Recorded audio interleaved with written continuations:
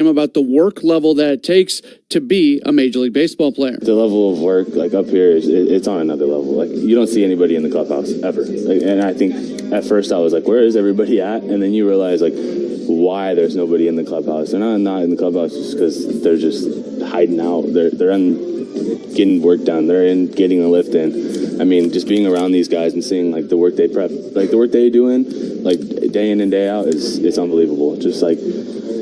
Just the work they put on their bodies when they go out to catch play, how serious they take catch play, how serious they take their bodies, and how serious they take the food they put into their bodies. It's so much more than the people see, what they just see on TV. It's a lot more they see in the clubhouse and what you see in the weight room and what you see in the training room. He's obviously walked in with a lot of confidence because he's been able to have success at the big league level right away. He says he has that confidence because he knows he's supposed to be here. I think the biggest reason I've realized these last couple of days is like I'm a big believer in God.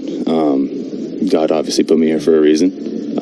He didn't put me up here because he didn't think I could do it. So, I mean, if he's got this belief in me, and then, I mean, I've got to believe in myself because he's not going to put me in a situation that he doesn't think I can handle. So, I mean, I'm kind of upset that I didn't mention that the first time. It just was, there was so much going on. There's a lot of emotion going on. And that should have been my first answer. It was obviously like my Lord and Savior Jesus Christ. Part of the process of being a confident Major League Baseball player is being a confident Single-A baseball player, Double-A, Triple-A, so on and so forth. And he talked about that process of gaining confidence at each level of his baseball journey. You go every level and you kind of like, you get to high A and you're like, well, I did good at low A, but now I got to prove it in high A. And the same thing, you get to Double-A and then you get to Triple-A and then now I'm at the big leagues. And I just think it's just building that confidence that every single time that I've had bad stints. I've gone out there and had 5 innings or 5 runs and didn't get an out. And it sucks. And you go back and you contemplate, like, do I belong at this level? Then you just realize, like, you're here for a reason. Like I said,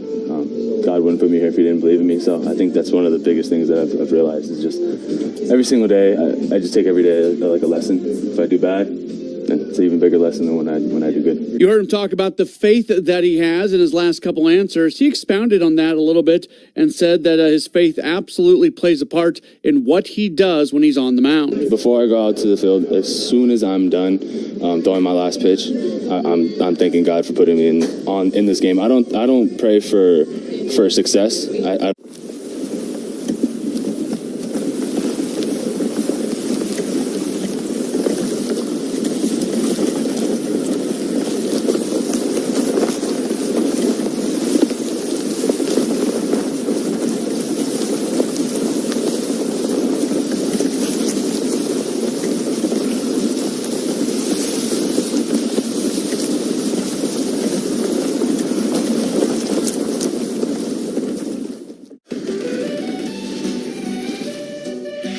Well, if you look at the infield, they just came out and put, Diamond Dry everywhere except where McKinstry needed it right here. Wonder when he realized he broke his chain. With an all-star bonus, he can get a new one. I don't know what is causing this, but we have seen more bats leave players' hands at the plate this year than I'll ever remember. Line shot. Got a chance. They counted it, though. They did.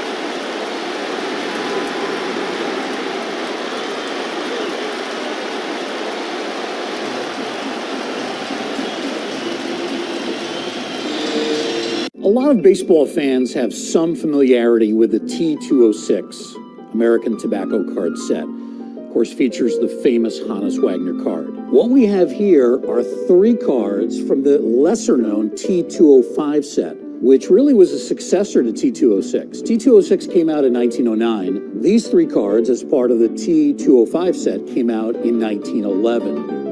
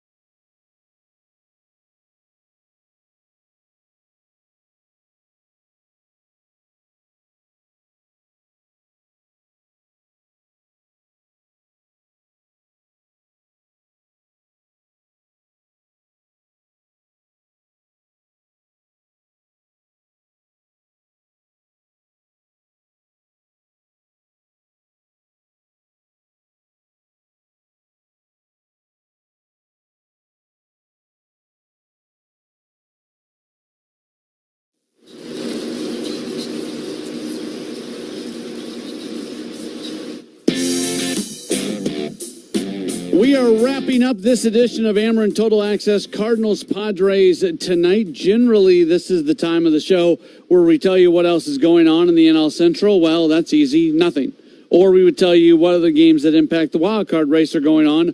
Also, nothing there. Only 5 total games tonight in all of Major League Baseball. And this is actually the only game that involves National League teams, as the other 4 games are all American League matchups. So it'll be back to a full schedule coming up tomorrow night across Major League Baseball. Sonny Gray is on the mound tonight for the Cardinals. Cardinals are 11-1 in his 12 starts at Busch Stadium, so that's good news. The Cardinals also have a .689 winning percentage against the Padres since this ballpark opened up in 2006. So hopefully each of those things are good omens for tonight's game. We will just have to wait and see how it's all going to play out. The voice of the Cardinals, John Rooney, along with Ricky Horton, they will have the call of the game. Hopefully we are hearing from Mike Claiborne after the game. That means they start. I'm Jonathan Mayo, and for more than 20 years, I've traced the path of baseball's rising stars, navigating the back roads of the national pastime and basking in the glow of small-town America's spirit, where the team is woven into the fabric of everyday life, where it's more than just a game. It's a celebration of the people, the traditions, and the culture that give these places their soul. This is Grassroots.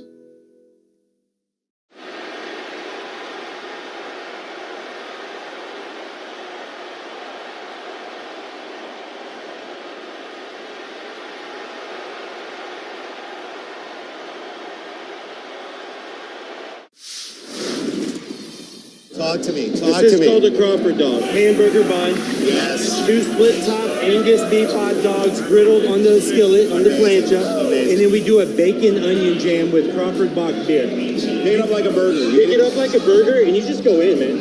Let's go to town. Dude. Oh, best hot dog I've ever had. Best hot dog I've ever had. I love this, man. This is how I grew up eating hot dogs.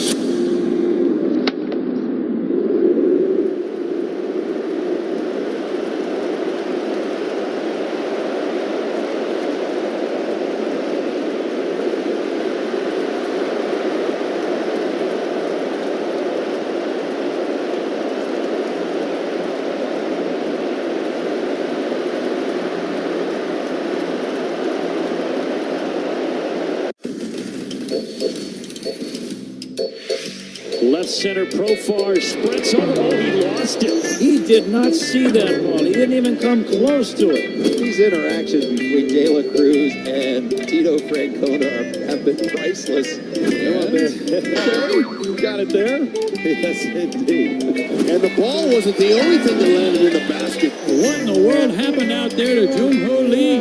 That's wild. I mean, you don't see that in the big leagues. And refreshment by your quality Ford dealers, the official vehicles of the St. Louis Cardinals. Buy Schnucks. Earn 2% back on every purchase with the Schnucks Rewards app. Buy Shelter Insurance. Shelter offers great rates and award-winning service for your auto, home, and life insurance. Find an agent near you at shelterinsurance.com. Buy Explore St. Louis. Learn all about the great things to do in St. Louis. Visit exploreStLouis.com.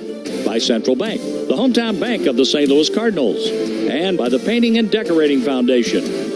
Now, St. Louis Cardinals baseball. Welcome to St. Louis Cardinals baseball from Busch Stadium, downtown St. Louis. It's the Cardinals and the San Diego Padres. First of four, very important series for the Cardinals after they came off a really rough road trip last night, a 1-5 trip. They were swept in the desert in Arizona, and then won just 1 out of 3 against the Colorado Rockies. And the Cardinals will go with Sonny Gray tonight, who has pitched very well here at Busch Stadium. This is Ricky Horton. I'll be alongside the voice of the Cardinals, John Rooney, and Jim Jackson is our producer-engineer, Mike Claiborne with us as well. And we're glad you're with us on the Cardinals Radio Network, powered by Gray Bar. Again, it's Sonny Gray going for the Cardinals. He'll make start number 21. He has not been...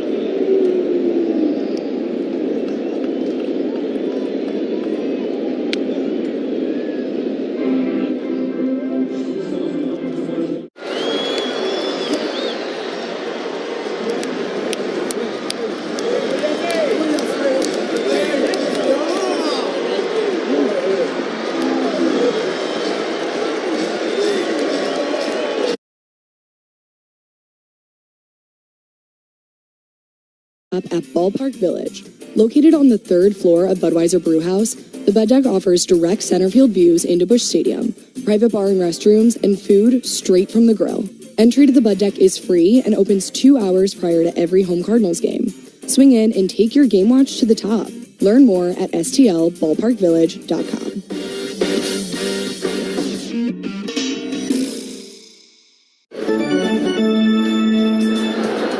Cardinals fans, when it's time to refresh and feed the team, it's on at On the Run. 60-cent sippers? Oh yeah, it's on.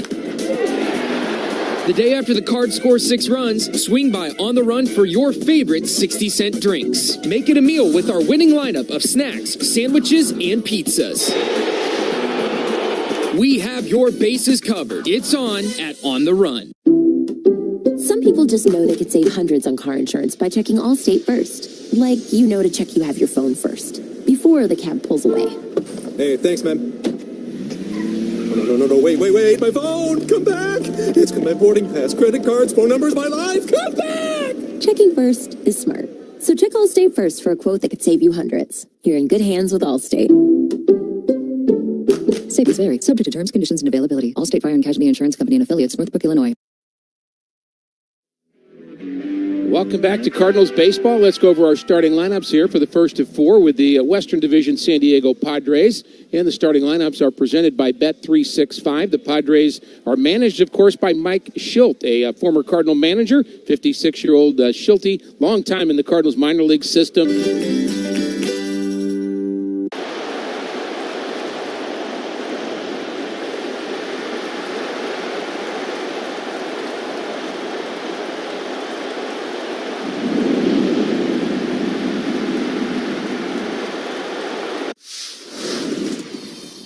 feel like food and sharing a meal with someone is a universal language.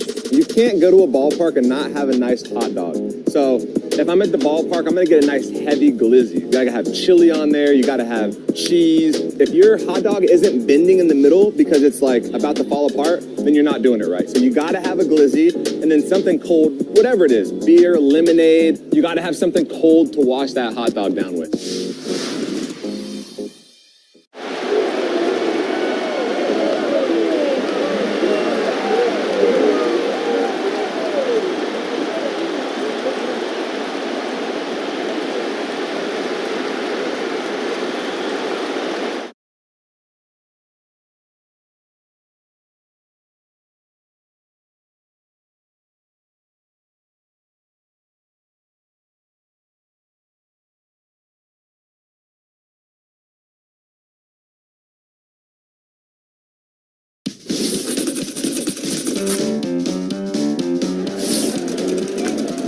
There's the bunt. That could be trouble as Petrie. No, Stevie dives in and beats it. Good effort by Steve Lyons. That'll be a base hit right there. Good job. I'll tell you one thing, not a bad defensive play either by the Tigers. Did you see that? He's going to get the dirt out, and all of a sudden he unbuckled his pants and they fell down.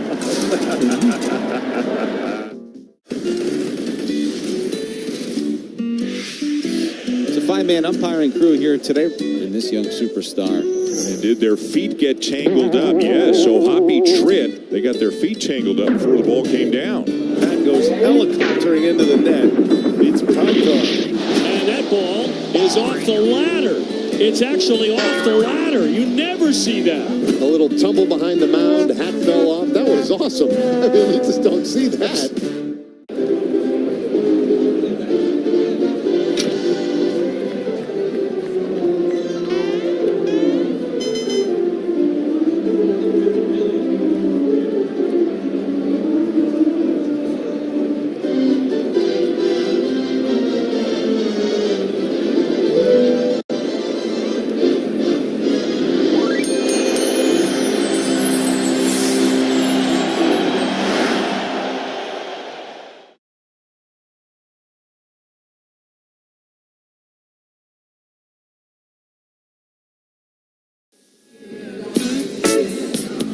Cardinals have taken the field. Sonny Gray is completing his warm-up tosses. He will deliver tonight's first pitch eventually, and it will be sponsored by Rawlings, as always, the official baseball of Major League Baseball. Let's talk about the umpires here for this series. Alfonso Marquez is the crew chief of this crew, and he will be behind the plate for Game 1.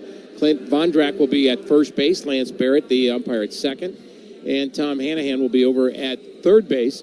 On a very warm night. The scoreboard temperature right now says 95 degrees. I know the feels like is much worse than that. We've had heat advisory throughout the St. Louis area and areas beyond most of the day today. It's supposed to break later tonight. We shall see, but it's still pretty toasty here at Busch Stadium as the crowd still files in for what is going to be an important game against the Padres. Over 30,000 expected here as the crowd for the first of four. The Padres are 8 games over 500 and currently the third wild card in the National League. The Cardinals 3.5 games behind them, and they play them 4 games here in St. Louis. The Cardinals were 4-3 against the Padres a season ago, and the ball goes around the infield and back to Sonny Gray, who will be making start number 21. And nice to have the voice of the Cardinals back with us, and he's going to give us our first pitch here tonight from Busch Stadium. That, of course, is John Rooney. All right, thank you, Ricky. Good to be back with you, and thanks to you and Claves over the past couple of weeks, but it is good to be back home here in St. Louis. The Cardinals and the San Diego Padres, the first of 4. Sonny's first pitch, a strike called on the outside corner. 6:46 p.m., 93 degrees here in St. Louis. Shadows have covered about half the field, the sun field in right and in center field. There's a line drive base hit to left field for Fernando Tatis Jr. Sonny Gray, the last outing, a loser on Saturday at Arizona. 11 hits over 3 1/3, 8 earned runs. He allowed 2 homers, didn't walk anybody, and struck out 5, throwing 66 pitches. This Padre team has not been swinging the bat well lately. Tatis gets the leadoff hit. But what the Cardinals have to fight is the thought that during this last road trip, they were outscored 28-1 in the first 3 innings of all those ball games. Here's a check swing and a pitch a little bit high to left-handed batting Luis Arraez, who has won batting titles in both leagues with Miami and then with San Diego. Just getting started here in St. Louis on Thursday night, July 24th. The pitch by Sonny Gray. That's taken for a strike right down the middle at 91 miles an hour. So it's a hot one here in St. Louis. 72 wonderful degrees in San Diego. The pitch on the way, taken high for 111 innings in a third. In Cleveland at the end of June, it was a one-hit shutout, 11 strikeouts, and he went the distance on just 89 pitches. Little Greg Maddux piece right there. True Maddux. Here's the pitch to Arraez, swung on, lined into right field. That's a base hit down the line. Walker, long way to go to get it. Fernando racing towards third. He's going to be waved around. On his way home is Arraez round second. It's an RBI double for Luis Arraez, and the Padres have a 1-0 lead with nobody out here in the first. This is the way you'd love to start an inning, a leadoff single. Luis Arraez gets himself in an aggressive count. They tried to sneak the cutter in, and he blasts this ball down the right field line. Toddy on his horse scores from first base. Padres get on the board here 1-0. So you got to figure the wheels already turning between the ears for Sonny Gray. So yeah, he had a Maddux, a one-hit shutout, 89 pitches at the end of June. In 4 starts since, he has been terrible with an ERA over 7.5, including, again, one of the worst starts of his life his last time out. Here's Manny, check swing, and he takes up and away ball 1. So go figure. Loves to pitch at home. 2 of the 4 tough ones as of late were away from here. They have won 11 of his 12 starts at Busch Stadium here in 2025. Runner on second, nobody out, 1-0. And Manny waited on the breaking ball and then knocked it foul into the backstop. Count is even at a ball and a strike. They are calling the official game time temperature 93 degrees. It's brought to you by Lineage Watch Company, San Diego's very own watch brand and the official timepiece of the Padres radio network. Order yours today at lineagewatchco.com. That's lineagewatchco.com. 1-1. Manny fouls it off the catcher Pages. And the count is now 1-2. The AccuJesse says the heat index, the feels like temperature, is 104 degrees. Yeah, that's the only thing that really matters, because that's what we're feeling. So they could say 93 all at once. It doesn't feel like 93. No, it does not. Also feels like 1-0 Padres. Arraez at second, nobody out, and Machado swings and misses, strike 3. So the first out here in the top of the first inning for Sonny Gray. And Manny kind of quietly has been slumping a little bit as of late, really the first time all year it seems. Last series was particularly tough. Sonny Gray gets him to chase the slider down and away for out number 1. So here's Jackson Merrill, who hit in all 3 games in Miami and now back in the cleanup spot. First pitch to him, and Jackson takes the curveball low from Gray, 1-0. Merrill cleaning up for the first time since June 14th. You might remember back on July 8th, about 3 weeks ago, he was dropped down kind of to 5 and 6, where he hadn't been all year long. Now he's back up in the cleanup spot, and he looks here to change up downstairs. 2 balls and no strikes from Gray. He's been a little more selective at the plate to go along with the clean shaving. Started kind of turned over a new leaf here. I know we said it last week, but he never looked that old. But when he shaved, baby. Yeah, could have walked around a middle school with no problem. 2-0 pitch is in the air down the right field line. That's down at a base hit. Arraez rounding third. He's going to score. Merrill going to challenge Walker. No. Slams on the brakes. Heads back to first base. It's an RBI single and a 2-0 Padre lead. Just like that, Padres take a 2-0 lead. The fastball gets in on the end. It's not a bad pitch from Gray. But Merrill able to muscle it in the right field. Padres now 1 for 2 with runners in scoring position here all in the first inning.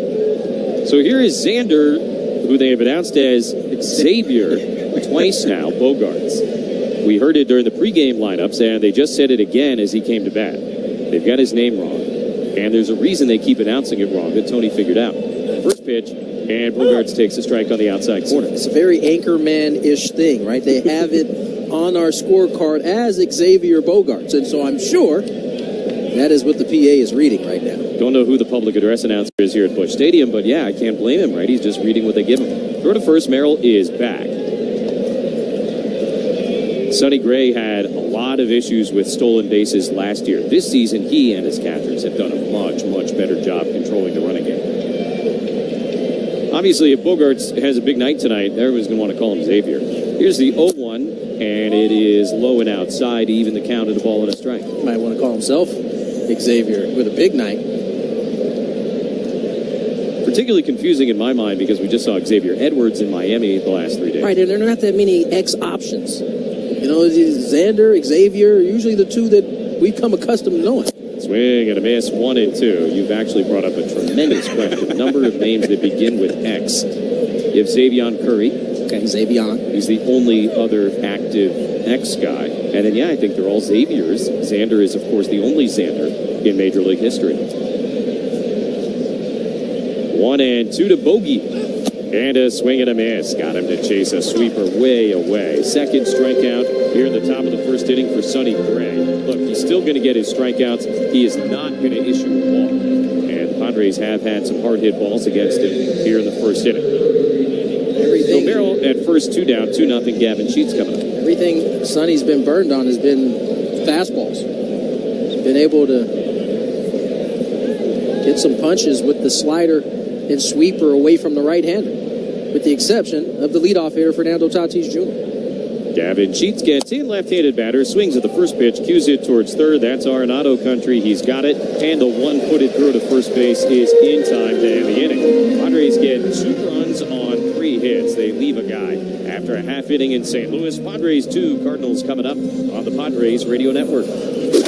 Now that baseball season is in full swing, get ready for Major League winning when you join the most generous players club in Southern California. Build this for them and spend the last year of coming up with this concept and getting it off the ground and getting everybody here. It just feels really good to have everybody coming and experiencing the thing that we've been working so hard on. To be able to take the experiences of Comic-Con and add that to a card show just is really fulfilling, because as somebody who grew up going to card shows and still goes to the same card show, the same church basement in Trumbull, Connecticut every month, it's great. Card shows are amazing, but to be able to add all of this experience is what makes this great.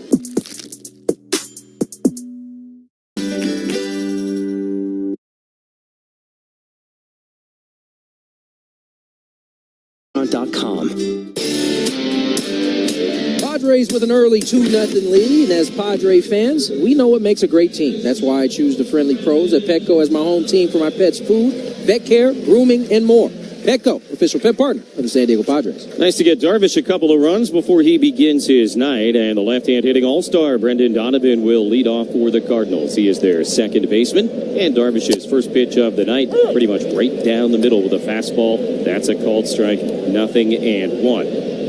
Obviously, good to get Darvish a lead. Also good to get a couple of early runs. Remember, the 3 games in Miami, the Padres totaled 7 runs in 3 games. Here's the 0-1. Donovan lines it sharply over the leap of Cronenworth and into right field, a base hit. Jake gave it a great effort there. Came up just a little bit short. And Brendan Donovan, the 7th leading hitter in the National League, continues to hit a leadoff single here in the bottom of the first. Always liked his approach at the plate. Cutter catches too much plate. He slaps this ball in the right field. Leadoff knock for Donovan. You and I have kind of kept an unofficial list of guys who know how to hit. We talk about them with great frequency. Arise certainly at the top of the list. Jacob Wilson of the A's is the newest guy added to that list. Pitch to Herrera is outside. Ball 1, we just saw Xavier Edwards. No relation to Xavier Bogaerts in Miami. I think Brendan Donovan could find his way onto that list. I think so. Even in a year in which he struggled last year, he still found a way to kind of fix that year by the end of the season. Herrera, the DH takes, and on the inside corner, well-placed sinker for a strike. 1-1. Really placed a lot on his plate from the moment he got to this Cardinals team. It's starting to come together here in 2025. Runner on first, nobody out, bottom one. Padres lead by 2, and the 1-1 pitch is fouled at the plate. Strike 2 to Ivan Herrera, who was 5 for 24 on their road trip. Mentioned it at the top. It was not a good road trip for the Cardinals. They went to Arizona, Colorado, got swept last weekend by the Diamondbacks, and then dropped 2 out of 3 in Denver, including a shutout loss yesterday to the Rockies. Here's the 1-2 pitch. That is in there for strike 3 called. Curveball froze Herrera. And 1 away in the bottom of the first inning. That was the Rockies' first shutout win since May of last year at Petco. 220 games ago, the longest stretch between shutout wins in Major League history. Yes, had to end at some point. Here's Alec Burleson, the Burley left fielder, left-handed batter, and he takes a little bit outside, ball 1. Ollie Marmol, the Cardinal manager, put it quite succinctly yesterday afternoon at Coors. Quote, the worst game we've played all year. If you're curious about the temperature over on the Cardinals side. 1-0, Burleson lifts up the hands and takes a low strike, 1-1. Might be my favorite thing about Ollie Marmol. He's never one to not tell you what he's thinking. We like that in a manager. Absolutely. And look, there's times when publicly you can't go all the way, but this would be one of those times where it makes sense. No doubt. Kind of teetering for these guys heading into the deadline. 1-1 in the air the other way to left field. Bryce Johnson out there tonight, over towards the line. Plenty of time to get there to make the catch. 2 down. Donovan back to first base. And we'll pause 10 seconds for station identification on the Padres radio network. KWFN and KWFN HD1 San Diego. Hi, this is Jackson Merrill. The Padres play here on 97.3 The Fan. An Odyssey Sports Station. With Tony Gwynn Jr. and our producer-engineer Dave Marcus, I'm Jesse Agler. Busch Stadium in St. Louis. 2-0 Padres. Runner on first, 2 outs, bottom of the first inning. Wilson Contreras, the batter. First pitch to him, and Darvish's fastball basically down the middle for a strike, 0-1.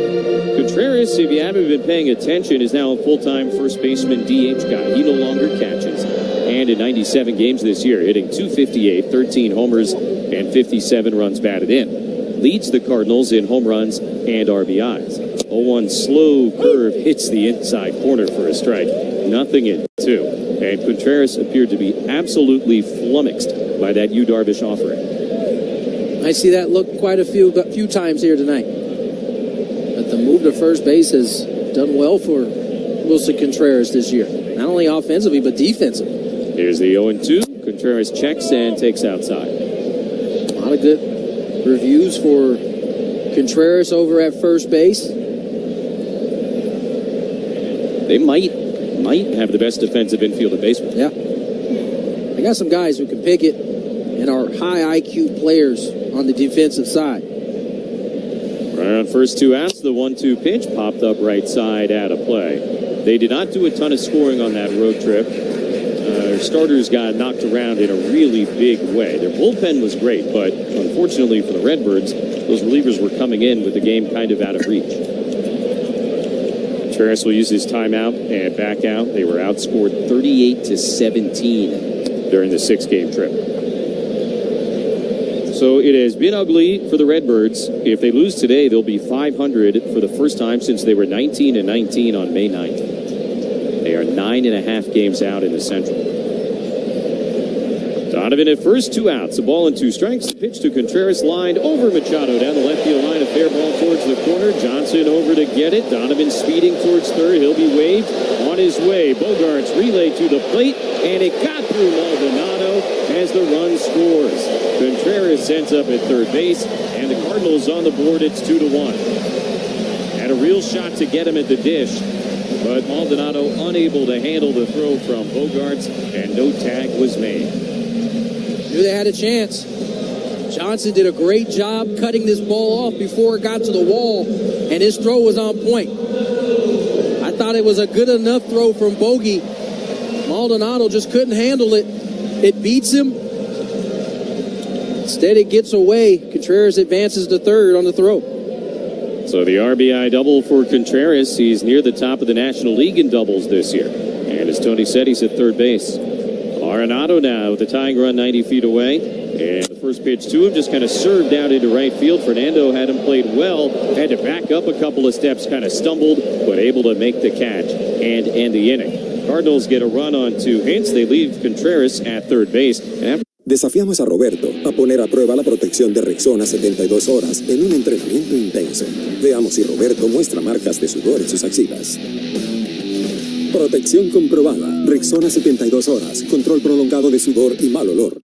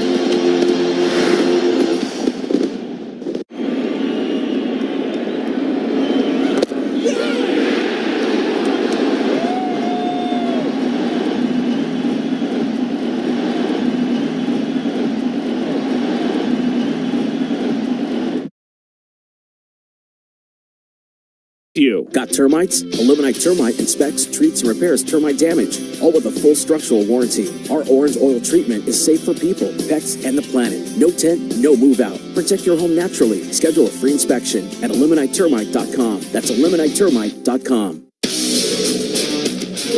Top of the second inning at Busch Stadium in St. Louis. The Trustin will score is the Padres 2 and the Cardinals 1. So a couple of offenses that have been pretty quiet as of late, both do damage in the first inning. We'll see if this game settles in. Jake Cronenworth leads off, and he takes a fastball strike from Sonny Gray, 0-1. Cronenworth, Johnson, and Maldonado, 7, 8, 9 here in the second inning. And Jake Cronenworth reaching something of a pretty cool milestone here tonight. A 1 pitch is high, 1-1. This is the 431st career start that Jake has made at second base in a Padre uniform. And that is more than any Padre has ever started at that position. Here's the 1-1. Cronenworth swings and sends it in the air, shallow center field. Wind went back, but it'll be Victor Scott, the second, coming in from center field to make the play. 1 away. Jake had been tied with Robbie Alomar, the Hall of Famer, 430 starts at second base. But once this game goes official, he will be the new record holder. Congratulations to Jake. Certainly nothing to kind of smirk about. I mean, that's a big deal. 431 starts at second base.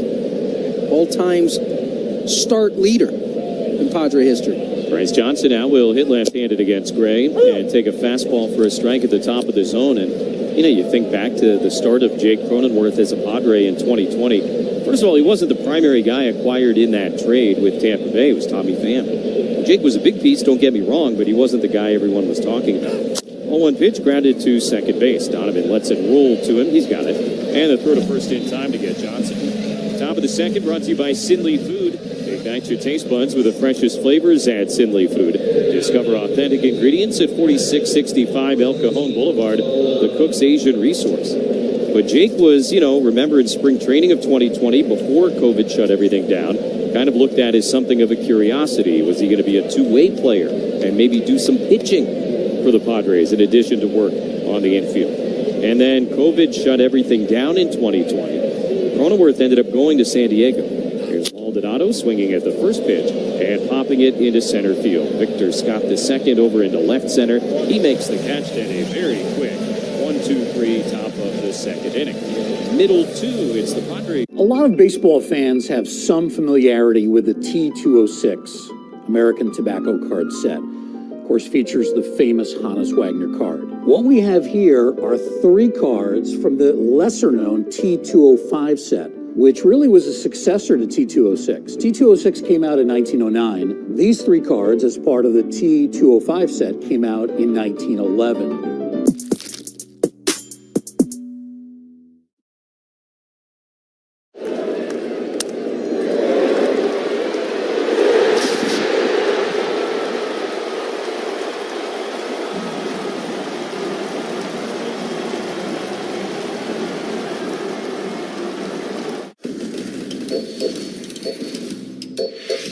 Left center Profar sprints over. Oh, he lost it. He did not see that ball. He didn't even come close to it. These interactions between De La Cruz and Tito Francona have been priceless. Come on there. You got it there? Yes, indeed. And the ball wasn't the only thing that landed in the basket. What in the world happened out there to Jung Ho Lee? That's wild. I mean, you don't see that in the big leagues.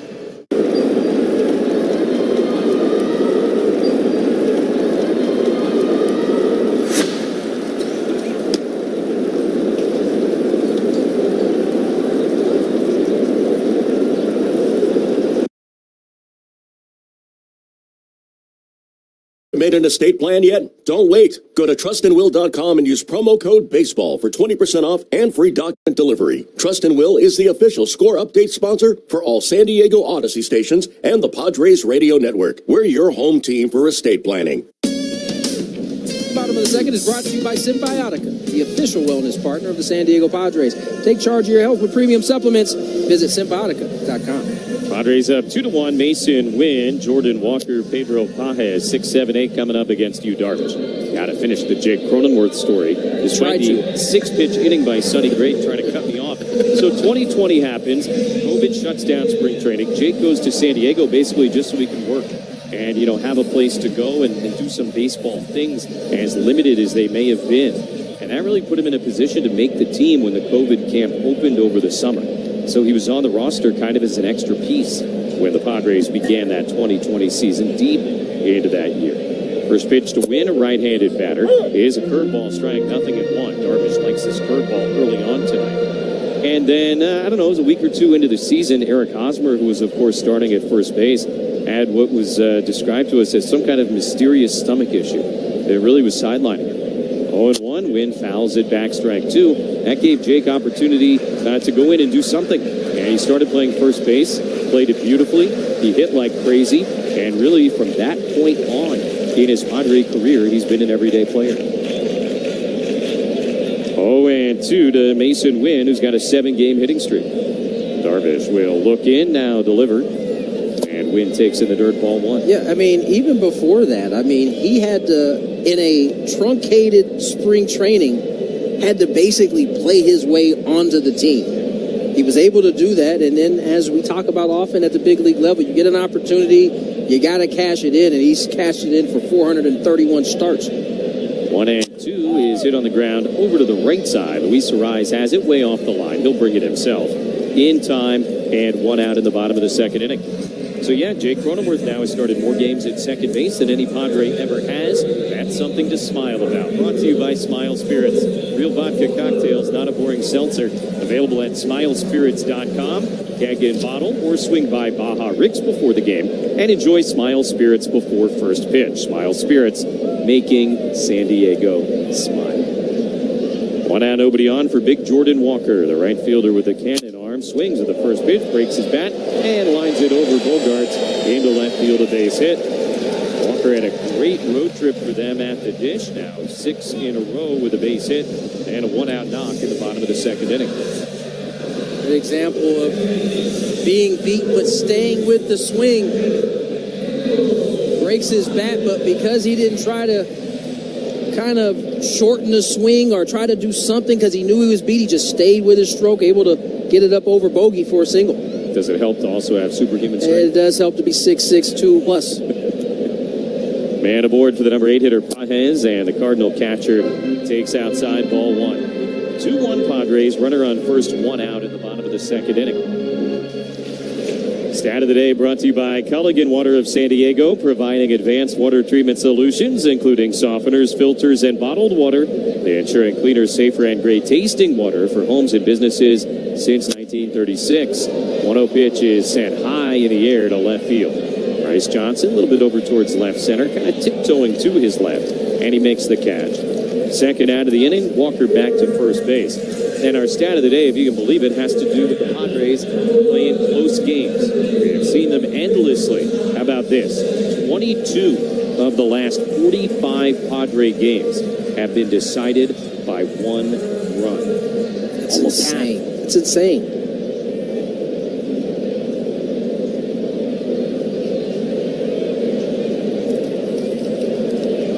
So when we talk about it every day, there is no exaggeration.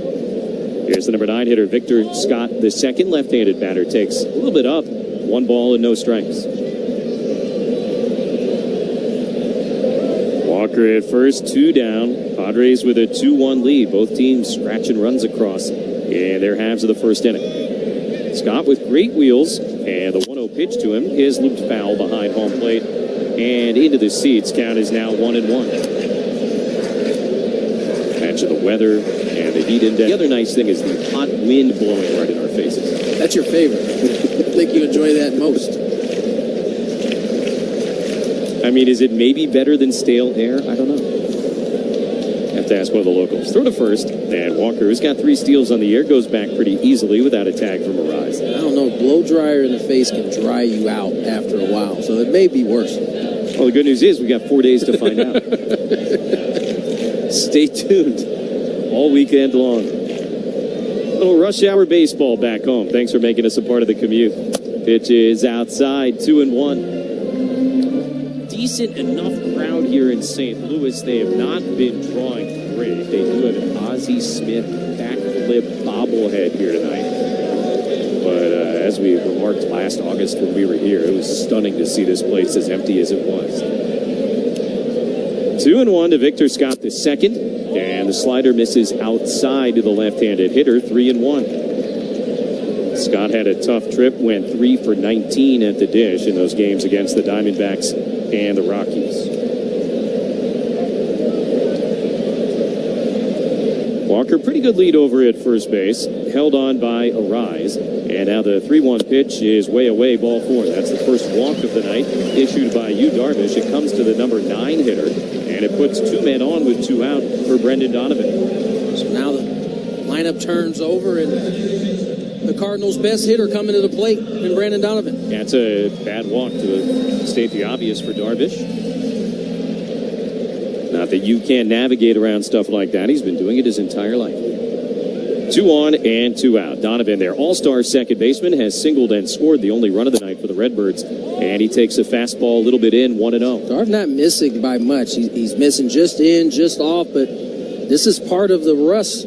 I think he's still knocking off. Remember, he hadn't, before his first start, hadn't really pitched in a game since spring training. Only his 4th start of the year. 1-0 to the left-handed batter. Donovan rips it in the air down the right field line, headed towards the wall, gonna go. 3-run homer, Brendan Donovan. Oh, he tore the Padres up last season, and now 2 for 2 tonight as he gives the Redbirds a 4-2 lead. Hung the sweeper, center cut. Just finished talking about this is one of the best hitters in the National League. You cannot leave a pitch in that spot. And he makes them pay. 3-run shot to right. Cardinals jump ahead 4-2. I believe that's one of those you refer to sometimes as a cement mixer. Yes. It's a great visual. Just rolls right up there. So a 3-run homer for Brendan Donovan. Base is empty, 2 down for the DH Herrera, and he takes at the knees a slider for strike 1. Well, for the Cardinals, that's got to feel like 10 runs with the way they've been hitting. 4-2 St. Louis in the bottom of the second inning. No balls and a strike, and the pitch inside, 1-1. Donovan, a top 10 hitter in the National League, an all-star for the first time. He was their leading hitter last year. Hit .423 against the Padres last season. He had a homer, 2 doubles, and a triple in the 7 games. Back at it again. Here's a hard hit grounder up the middle and into center field for Ivan Herrera. Boy, that walk to the number 9 hitter, absolutely huge. As the trouble continues here for Darvish at the bottom of the second inning. Another pitch in the middle of the plate. It's a slider. It's on the corner, but it's up. That allows the good swing from Herrera. Singles up the middle. Ruben Niebla out to chat. Visit to the mound brought to you by the Window Depot. offering the best prices and biggest inventory on in-stock vinyl windows and interior and exterior doors. Order online or find a location near you at thewindowdepot.com. Remember, they got shut out at Coors Field yesterday. They now got 4 runs in 2 innings, not even full 2 innings here tonight. Listen, you get shut out in Colorado, I imagine there's a little bit of embarrassment there. You're going to come in the next day a little bit more prepared to play. They already have as many hits tonight as they did all day yesterday in Colorado. And again, 2 outs in the second inning. You know, you mentioned those 3 runs must feel like 10. It probably feels that way on the other side for the Padres, who are struggling to score runs of their own. Mound visit over. Burleson, a strong left-handed hitter, gets into the box. Dozen homers on the year. And he takes a first pitch curveball for a strike, 0-1. So their 2 biggest power threats now, Burleson and Contreras, who's on deck, are going to test Darvish here with Herrera at first and 2 away in the second inning. 4-2 Cardinals at Busch. 0-1. Burleson with a wild swing and a miss. And the count now 0-2. Nasty sinker there from Darvish. Now moves to 0-2. Herrera at first base with a small lead, 0-2 to Burleson. Darvish delivers and a little bit outside. Count is 1-2, and you're right. I mean, the misses are not by a lot right now. It's kind of like some fine-tuning that needs to take place. And that split in particular, probably don't want it that height. It was off the plate. Certainly want that pitch to be down. So now 1-2 to Burleson, who flew to left his first time, and a slow curveball bangs fair the other way up the third base line. Kicks off that short wall, so Johnson has to come in and get it. They'll hold Herrera at third, but Burleson into second with a double. That's just good hitting right there. Tried to backdoor the curveball at 69, and with 2 strikes, Burleson able to keep his hands back long enough and just shoot that ball in the open space right down the third base line. Padres fortunate as this ball kicks off, because if it rolls all the way to the wall, Cardinals would have picked up another run. So they now have more hits tonight in not even 2 innings than they had yesterday in Colorado. And 3 of the 6 Cardinal hits have gone for extra bases. Contreras, the batter, second and third, 2 down. And a slow curve inside nearly hit him, ball 1. And, of course, Contreras can't get hit by a pitch with the best of them. Contreras had the RBI double last inning that got the Cardinals on the board. And he is the 8th guy to bat here in the second. Again, a 2-out walk to Victor Scott the second kind of unlocked the inning. Here's the 1-0. And a big swing and a miss. Got loose on a slider, could not connect. And the count is even. Sometimes it's the little things that can turn into big things. 2-out walk, bottom of the lineup to Scott the second. And that has turned into 3 runs so far. 1-1 to Contreras. Darvish deals. And a swing and a miss, strike 2. You made 1 start against the Cards last season, very early in the year at Petco. He went 7 innings, allowed 3 runs, but he took the loss. And the big hit in that game was a 2-run homer by this guy, Contreras. Padres had a 2-1 lead. He homered to put the Cards up 3-2. They'd win 5-2. Already with the RBI double tonight. He's got Burleson at second, Herrera at third, 2 down. 4-2 Cards in the second. Ball and 2 strikes. Darvish delivers, and that's hit in the air to very deep left center field. Johnson's going back into the gap at the wall. Gonna go. Second home run of the inning for the Cardinals. Wilson Contreras adds another extra base hit to the ledger. A 3-run homer, and it is 7-2 here in the second inning. Another hanging sweeper. This one backed up on Darvish right into Contreras' barrel. They want it down and away. It ends up middle. He couldn't have split the plate in half anymore. And another 3-run shot, this time off the bat of Contreras. And it's a 7-2 ball game. Pair of 3-run homers this inning. And now Nolan Arenado will get it. The only guy who hadn't batted yet here in the second. First pitch to him, way high, ball one. All of a sudden, in the Padre bullpen in left field, Matsui, Morgan, and Hart are all starting to move their arms around and loosen up a little bit.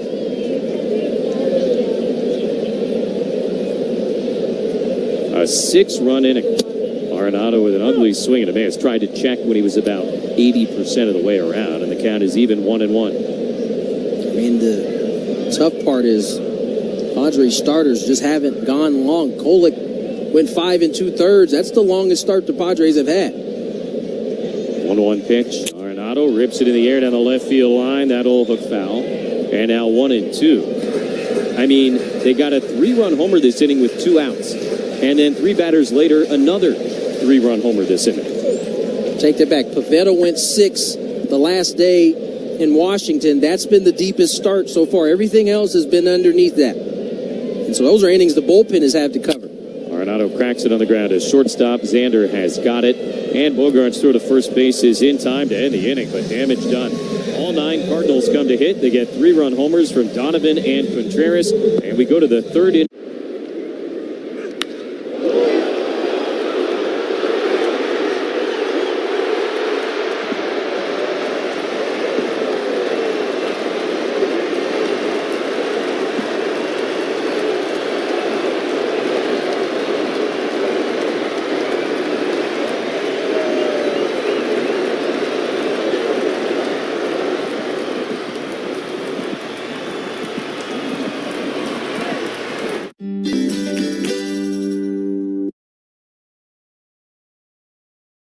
Days for the fans. Parking at most coaster stations is free, and kids get a free ride on the coaster train with the Youth Opportunity Pass. Cover all your bases and hit a home run at GoNCTD.com/Padres. That's GoNCTD.com/Padres.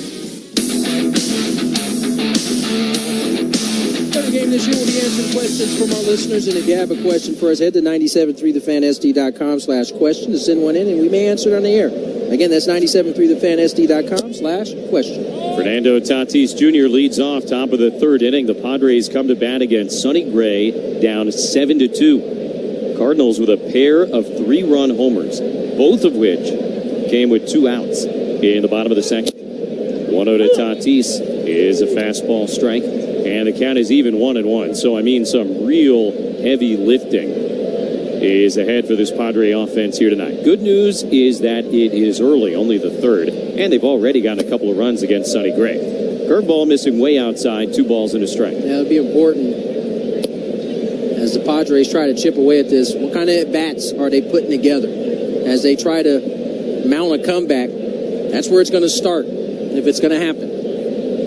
2-1 to Fernando. Gray delivers, and a bouncing ball foul at third, 2-2. If you can get it in your Wayback Machine and think all the way about the first month, maybe 6 weeks of the season, remember, comebacks were kind of the specialty of the early year 2025 Padres.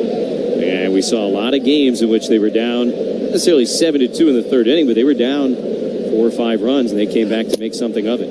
Pitch is apparently high. It looked good, but Gray doesn't get the call. And now 3-2 to Tatis. It has certainly been a while since we have seen the Padre offense pull something like that off. But as they say, no time like the present.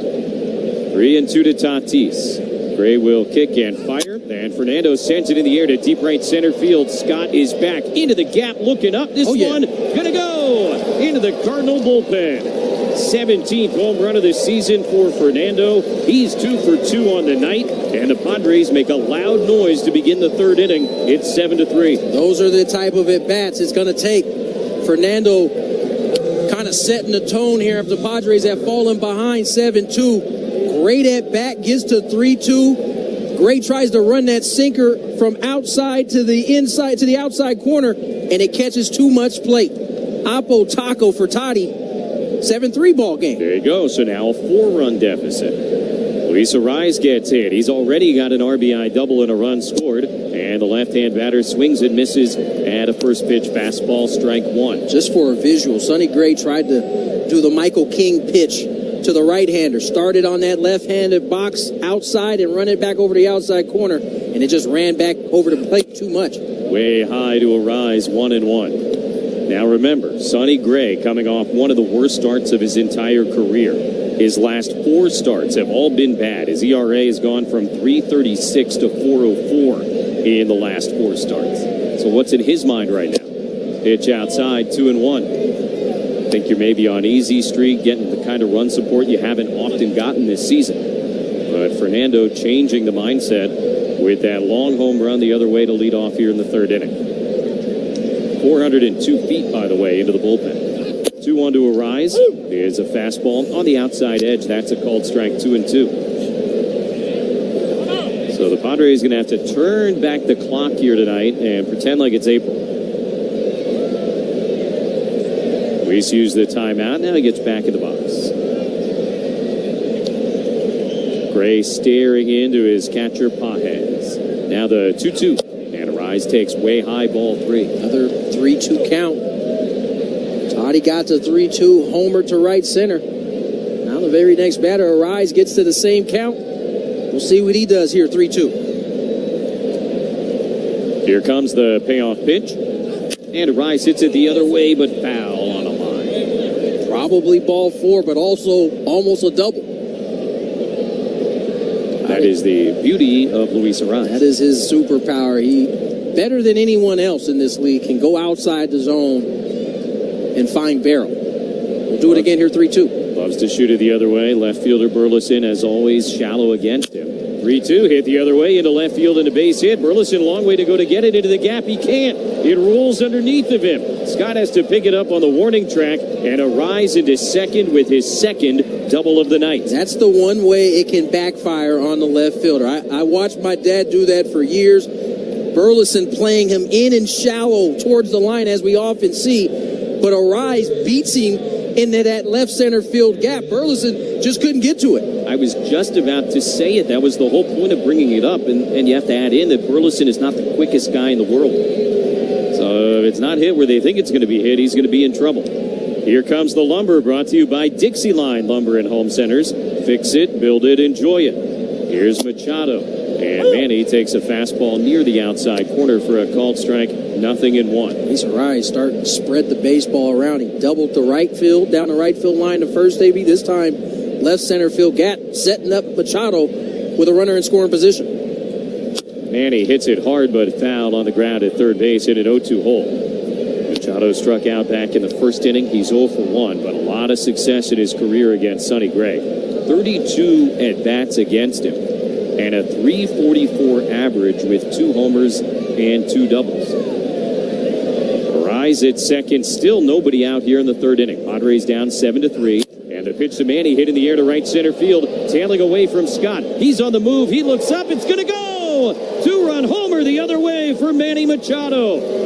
Padres have answered right back, and this is a 2-run game. This is the exact response you wanted to see from this ball club. And it was all going to start with the type of at-bats. Toddy set the tone in this inning with the 3-2 homer. Arise does a 3-2 double, and now down in the count 0-2. Again, Sonny Gray tries to run that sinker on the outside corner. He does a better job. This was just elite hitting by Manny Machado. Opposite field shot, cuts the lead to 2. Now Jackson Merrill, still nobody out in the 3rd. First pitch swinging a sharp grounder foul right side.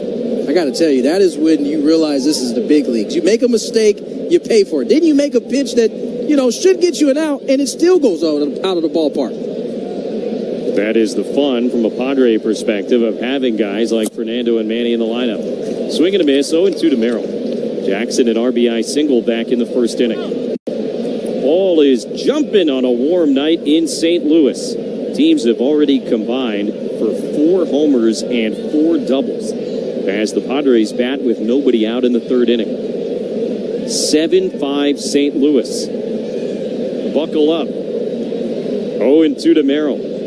Gray delivers, and Jackson hits it sharply off the mound out to shortstop. Wynn has it behind the bag and throws him out 1 away, but that was not softly struck by Jackson Merrill. And the elusive first out here in the top of the 3rd for Sonny Gray. Yeah, they're set up on Jackson playing him right behind the bag. I don't know that we've seen a ton of teams do that, but Otherwise, that's a hit if they're not stationed where they are. But fortunately for Sonny Gray, they get the out. I think he said it right. Did he get Xavier? I think he said Xander, yeah.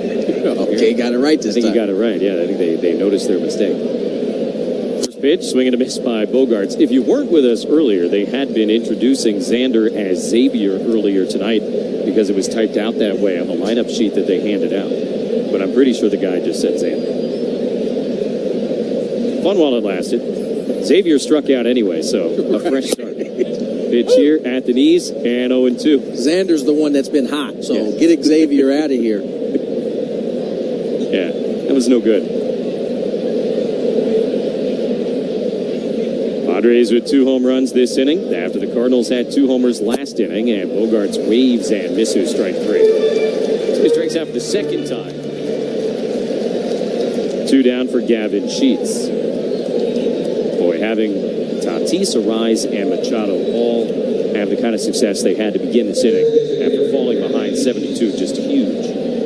Puts you back in range. The game was a little bit out of hand until Padres able to respond with 3 of their own. First pitch to Gavin is high, ball 1. Crew Chief Alfonso Marquez calling balls and strikes tonight. Clint Vondrak is the first base umpire. Lance Barrett up at second. And Tom Hanahan, the minor league fill-in, is the third base umpire. We'll see a lot of these guys the next 4 days. Pitch is a curveball strike. And now 1-1 to Sheets. Sonny Gray's home ERA this year, 2.84. And the Padres, 5 runs on 6 hits against him as they bat in the top of the 3rd inning. Here's the 1-1. Sheets swings, lines it into right center field. That's down in a base hit. Walker over to get it, holding him to a single. With the 4th hit of the inning for the Padres. 2-out knock for Gavin Sheets, and that'll bring Cronenworth to the plate. Padres continue to put good swings on Sonny Gray. It's a changeup. It's elevated. It's off the plate, but because it's up, it gives Gavin a chance to line this ball in the right center.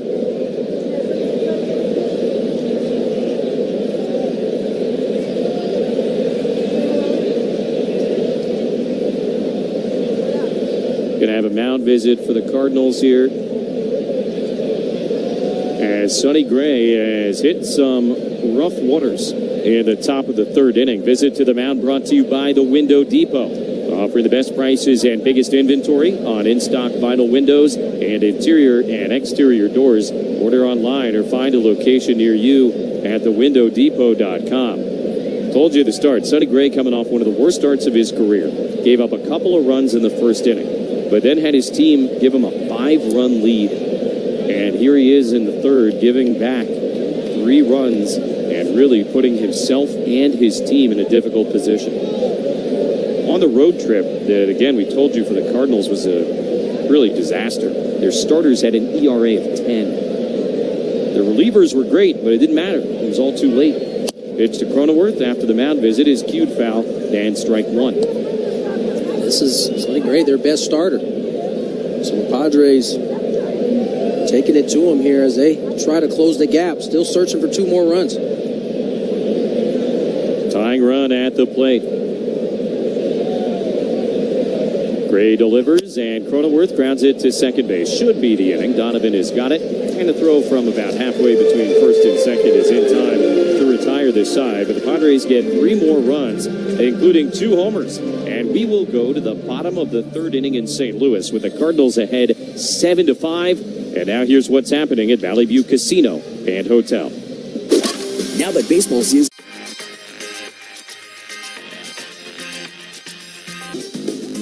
To see all this excitement around what I love to do growing up, it's crazy. What's your favorite thing about this whole event so far? The fusion of sports, entertainment, and cards. Because to me, cards have always been entertainment, and they're getting their just dessert now.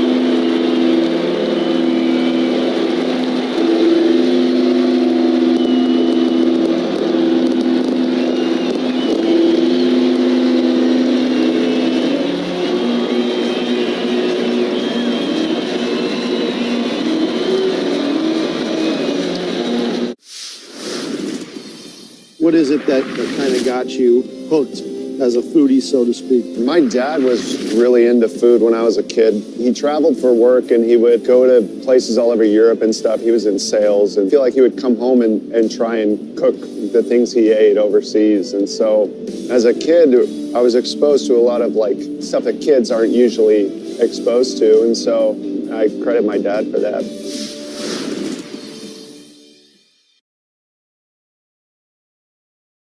Light drinks. Our DJ keeps the party going. And when you gotta go, did I mention our new baños? So come join us at Baja Rick's Cantina in the gas station. Don't miss the brown and gold sandless beach towels giveaway presented by Southwest Airlines. Limited to the first 40,000 fans in attendance when the Padres host the New York Mets this Tuesday at 6:40. Visit Padres.com/giveaways. Bottom of the third inning, already a wild night in St. Louis. The Cardinals have the lead, but the Padres have the momentum. 7-5 St. Louis. Yu Darvish has been given some new life thanks to his offense. See if he can settle in here with Mason Wynn leading off. Walker and Pages to follow. 6, 7, and 8 against Darvish. And his first pitch of the inning is a well-executed slider right on the outside corner for a strike, 0-1. Look, I think there's a lot of game left. This is where you'd like to see a 0 thrown up from a psychological point more than anything. No balls and a strike to Wynn.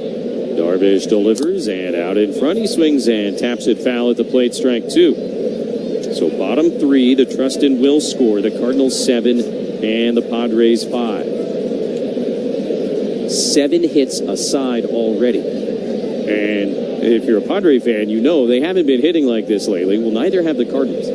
But it's been that kind of night so far. 0-2, Darvish deals and Wynn fouls it straight back on a line. Count remains 0-2. Meanwhile, we got action. Jeff Passett of ESPN is reporting the first what I would call big trade deadline time period here. Josh Naylor is reportedly on his way from the Diamondbacks to the Mariners. Here's the 0-2. Check swing, pitch a little bit down, ball 1. Guess he gets a little closer to his native country. Canada. And that's a good pickup for the Mariners. Yeah, it feels like a really good fit. 1-2, fouled the other way. I mean, to go along with Cal Raleigh, you put him in front or behind. That's a nice move there for the Mariners. I guess odds were either Jerry DiPoto or A.J. Preller was going to be involved in the first big deal of the week leading up to the deadline. 1-2 to Mason Wynn, and that's line to right field. Fernando had him played perfectly, backs up a couple of steps, and makes the catch, 1 away. There's been a lot of conversation revolving around Jerry DiPoto and him finally making the type of move that I think a Josh Naylor move does for him. Seemingly making a lot of moves kind of outside of the Ozarena trade that he made. It's been a lot more of kind of on the margins type deals. There's no doubt. And I think, if I were a GM, and of course I never will be, but we all think that way, right? Right. Well, here's Jordan Walker. He takes a strike. If you're getting a year like Cal Raleigh is getting, got to capitalize. Got to go. Yep, for sure. Got to go all out. You're having a legit MVP, maybe history-making kind of season out of your best player. Swing at a foul tip at the plate.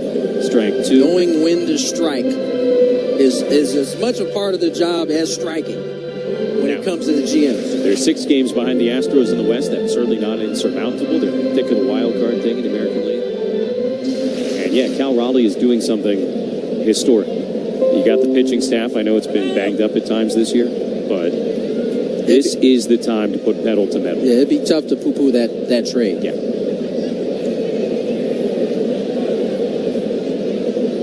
1 out, nobody on in the bottom of the third inning. Darvish ahead 0-2 on Walker. And used pitch, swung on and missed, strike 3. Second K of the day for Darvish. 2 down in the bottom of the third. Who's Hot, Who's Not, brought to you by The Grilling Store at Hillcrest Ace Hardware, the official grilling store of the Padres Radio Network. All your grilling needs, visit them on University Avenue or thegrillingstoresd.com. Who's hot? Jesse and Tony. Very. And then we got weather, too. Also, Shohei Ohtani, Dave tells us. Apparently he's homered in 5 straight. I hadn't heard. It's hard not to. Pages takes a strike. Ties a Dodger record.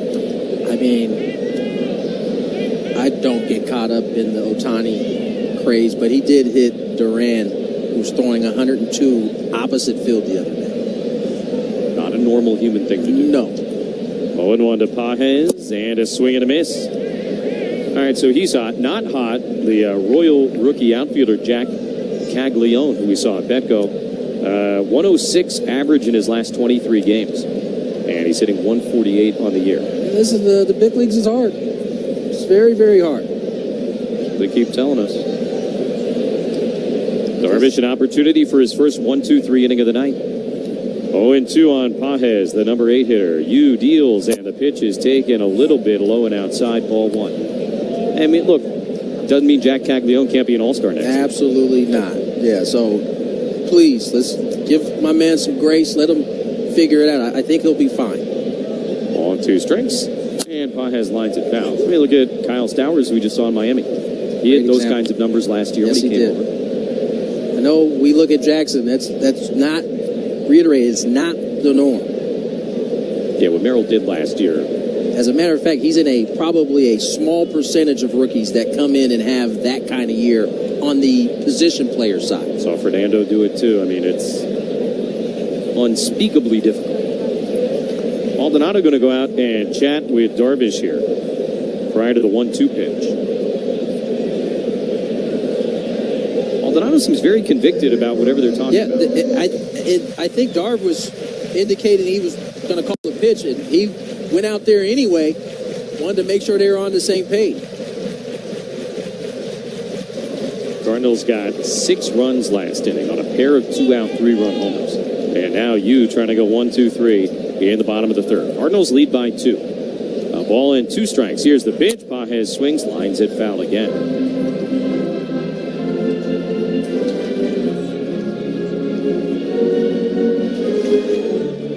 Dave Marcus has passed along a note. It says, can you please say hi to big Padre fan from San Diego who stopped by earlier on a tour, Susie Smith.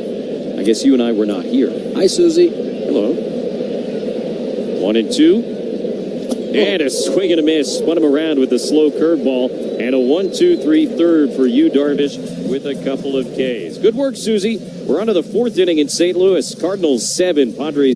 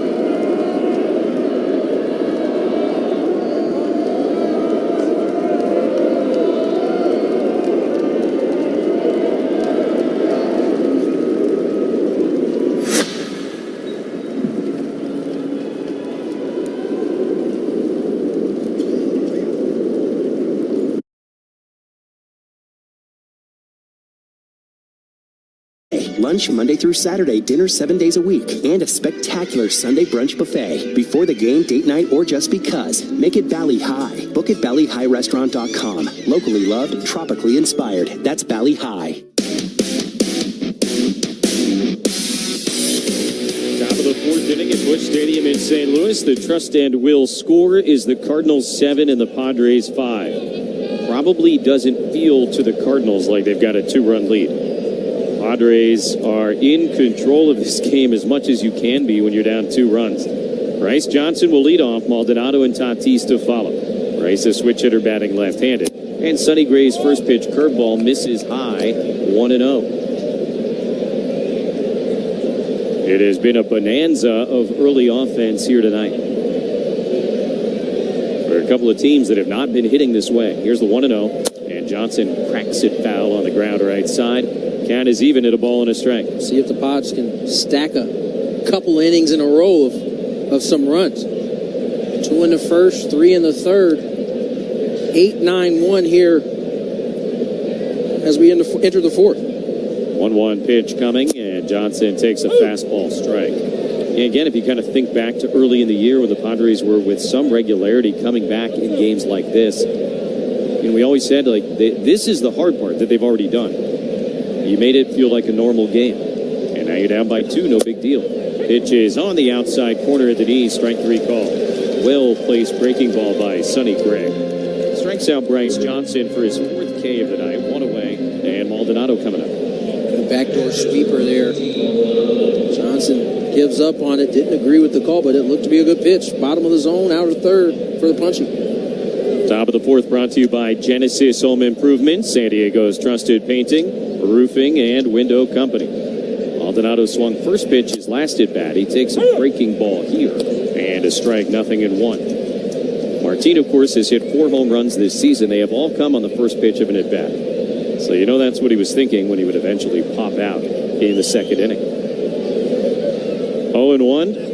And another good slider for a strike. Quickly 0-2 on Maldonado, who's on a little bit of a heater here. He's hitting 4 straight, and he has doubled in each of his last 3 games. So running his little tail off in Miami. Diaz caught yesterday. Martin back there tonight working with Darvish. The 0-2. And Maldonado takes another breaking ball, this time apparently low. It was close, and the count is 1-2. 7-5 Cardinals, 1 out, nobody on, top of the 4th inning. And that went good, better, best on those breaking balls. Didn't get the call on the 0-2 pitch. Maldonado swings, rips this one into left field, and a base hit. Sonny Gray not happy, and Martin Maldonado now is hit in 5 straight games. A 1-out single here in the 4th inning.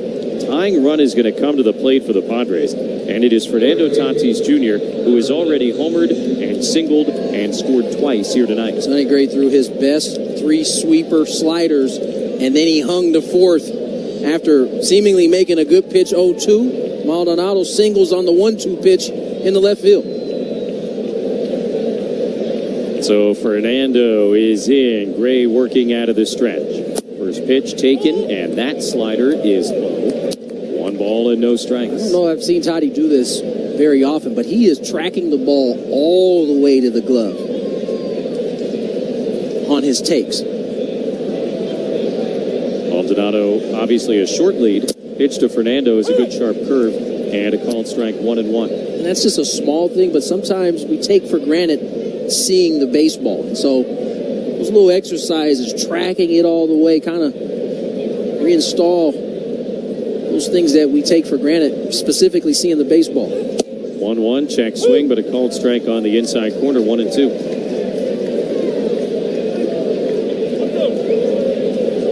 Cardinals with a 7-5 lead. Padres have a runner on first, 1 out in the top of the 4th inning.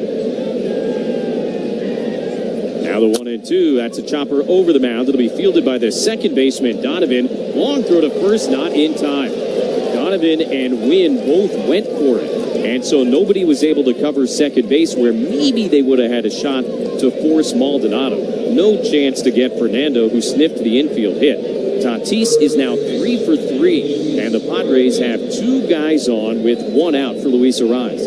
It was interesting. The balls hit closer to Donovan, but Wynn would have had to go a longer way to get to second base. So it was kind of hitting that no man's land in the infield, and Toddy picks up the infield single. Gray will wheel around and watch Maldonado back to the bag at second. So the Padres have the makings of something here in this 4th inning. Arraez already 2 for 2 with a pair of doubles. First pitch coming, and Luis takes low, ball 1. Not a lot of history between Arraez and Sonny Gray prior to tonight. Even 2 for 6 against him with a double. So he's kind of continued there. 4 for 8, 4 doubles now in his career against Sonny Gray as the lefty Steven Matz starts to warm up in the Cardinal bullpen. Statue take and a high strike to even it up 1-1. Big opportunity here for the Pods. Tatis with all-world speed at first. Maldonado without all-world speed in front of him at second base. 0-1 the pitch.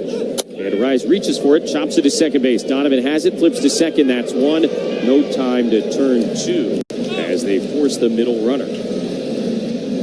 So Tatis is out at second base. Rise aboard on a fielder's choice. Maldonado rumbled over to third, and now men on the corners, 2 outs, and Manny Machado coming up. I mean, it was kind of funny. Wynn got that ball and spun around because he knew he had no play at first to see if Maldonado had rounded third. Maldonado hadn't even gotten to third yet. It'll be first and third for Manny Machado. Here comes the lumber, brought to you by Dixie Line Lumber and Home Centers. Fix it, build it, enjoy it. Yeah, it's a different look for you. Manny hit a 2-run homer last inning. Swings and misses at a first pitch sweeper here, strike 1. For Machado, his 19th home run of the year. He has now driven in 63. Rise at first, Maldonado at third, 2 outs. Padres down 7-5 in the 4th inning. Here's the 0-1. Manny takes, that's in the dirt, blocked by Pages. And it's even 1-1. That's the pitch there that he's gotten Manny to chase. Got burned when he tried to run that sinker back over the outside part of the plate. But he has had some success with the sweeper. That time, though, Manny lays off, moves the count to 1-1. Gray stares in. Now he comes set and ready. Ball and a strike to count. Here's the pitch on the way. Manny swings, pops it up, shallow right. Walker in and towards the line. Still coming and just in fair territory. He makes the catch to end the inning. No runs, couple of hits. Padres leave him at the corners. After 3.5 innings.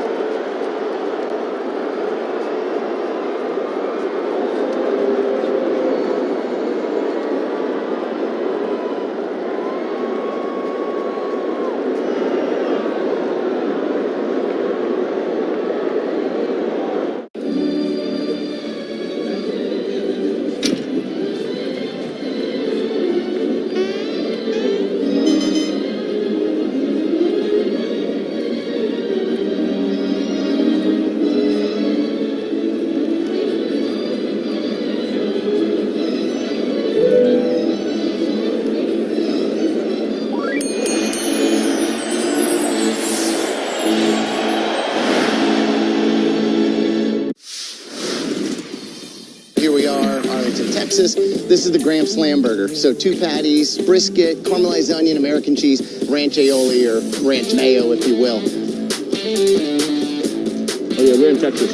Yeah. It's something that you definitely want to take a picture of and just put on the gram. I took a bite of it, but it still looks dope. It's a burger that looks great, but also delicious.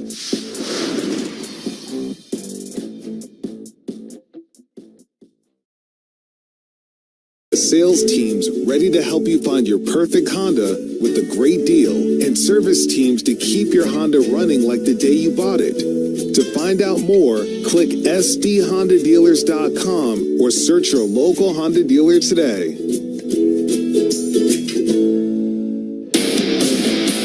7-5 game as we enter the bottom of the 4th. The bottom of the 4th is brought to you by EcoWater SoCal. Keeping it soft and celebrating 100 years of water perfection. Visit EcoWaterSoCal.com. Your water should be perfect. Padres had a 2-0 lead. Cardinals had a 7-2 lead. And as Tony said, now 7-5 St. Louis, bottom of the 4th inning. Darvish had a 1-2-3 third. He'll try and pick up where he left off against Scott, Donovan, and Herrera, 9-1-2. Victor Scott, the second, drew a walk in the second inning. And that was kind of the linchpin moment of that inning. It was a 2-out walk to the 9-hitter. So often you end up paying for that. Very next guy, Brendan Donovan, hit a 3-run homer, then a single, a double, and another 3-run homer. That one by Contreras. First pitch to the left-handed batter, And Scott takes a little bit low, ball one. Darvish wanted that call from Alfonso Marquez, but he did not get it. Pitch looked good either way. It's 1-0. Scott hitting .230 on the year, 5 homers, 33 runs batted in. And the 1-0 pitch swung on and missed. So the count is even at a ball and a strike against the Cardinals center fielder. It's his walk with 2 outs and unlocked that second inning for the Cardinals. Never know what it's going to be, but sometimes you can kind of feel it. Here's the 1-1. And Scott tracks that curveball all the way down and in. 2 balls and a strike. Scott made his major league debut last year, played in 53 big league games. Made his major league debut as the starting center fielder on opening day. Here's the 2-1 pitch, and that is inside. And pretty wild, but he was the first Cardinal to pull that off since 1957. Wow. Bobby Smith, last Cardinal to make his major league debut as the starting center fielder on opening day. 3-1, the pitch to Scott is swung on and fouled back. We'll pause 10 seconds for station identification on the Padres radio network. KWFN and KWFN HD1 San Diego. Hey, what's up? This is Nick Pavetta. You're listening to Padres Baseball on the Padres radio network. And Odyssey Sports Station. Cardinals 7, Padres 5 in the bottom of the 4th inning. 3-2 to the speedy Victor Scott II. Darvish delivers and a ground ball foul right side.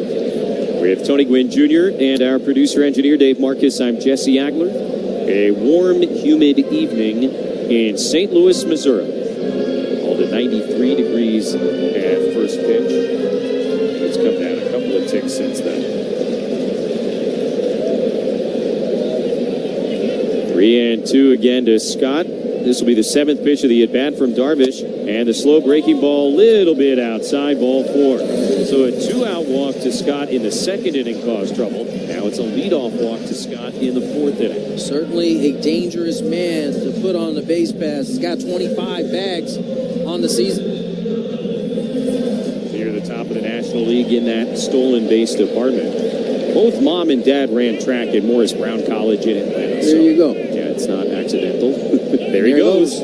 First pitch running, it's low. Maldonado's throw is good, and the tag not in time. He stole that with straight speed. Good throw, good tag. The only hope was that he slid off the bag from sliding too late, but he's able to hook the bag with his feet there. As Bogart's able to keep the tag on, but he never came off. Now 26 bags on the season.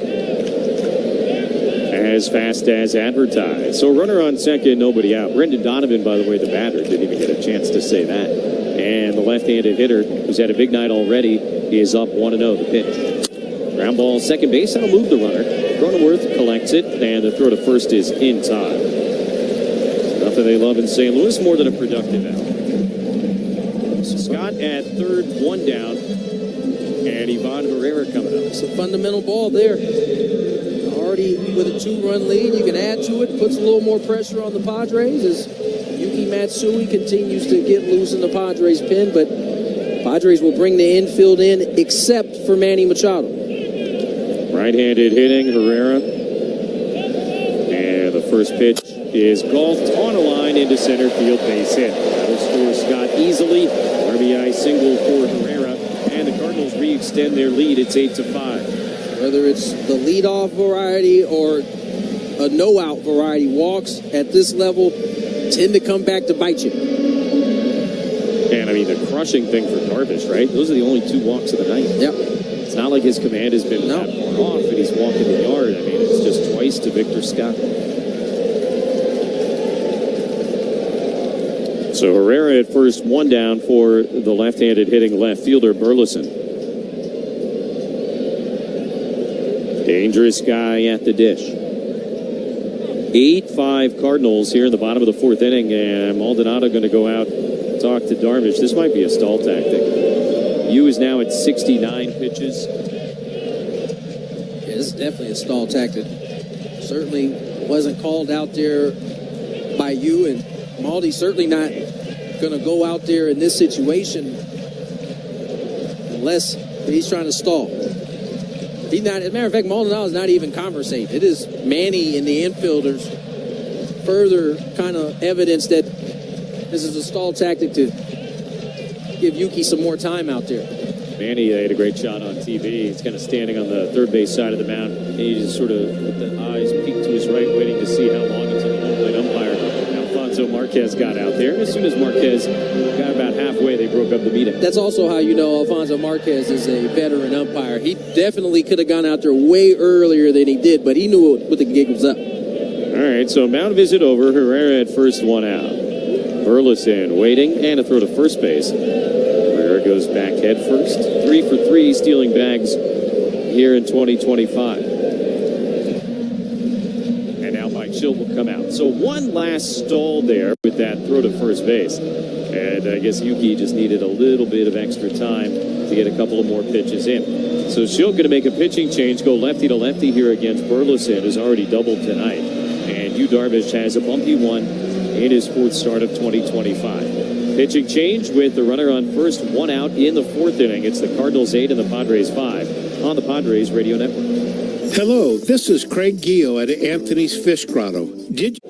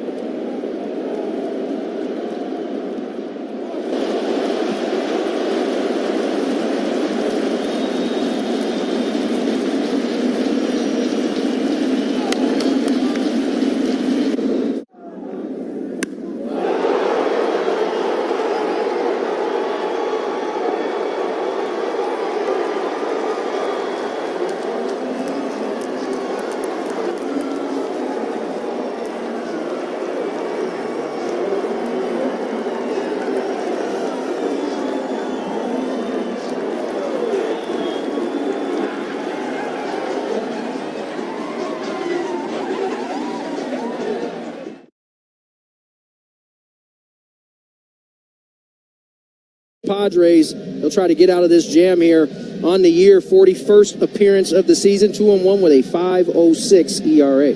This pitching change brought to you by Valvoline Instant Oil Change. Valvoline is your 15-minute instant drive-through oil change. Visit SoCalOilChange.com for directions and discounts. That's SoCalOilChange.com. 8-5 Cardinals with a runner on first, one out here in the bottom of the fourth inning, and a lefty-lefty matchup. Matsui against Alec Burleson. Yuki is ready. First pitch on the way. Burleson takes in the dirt and kicks away from Maldonado. Rolls back towards the mound. And the wild pitch will allow Herrera to take second base and erase any shot at a ground ball double play.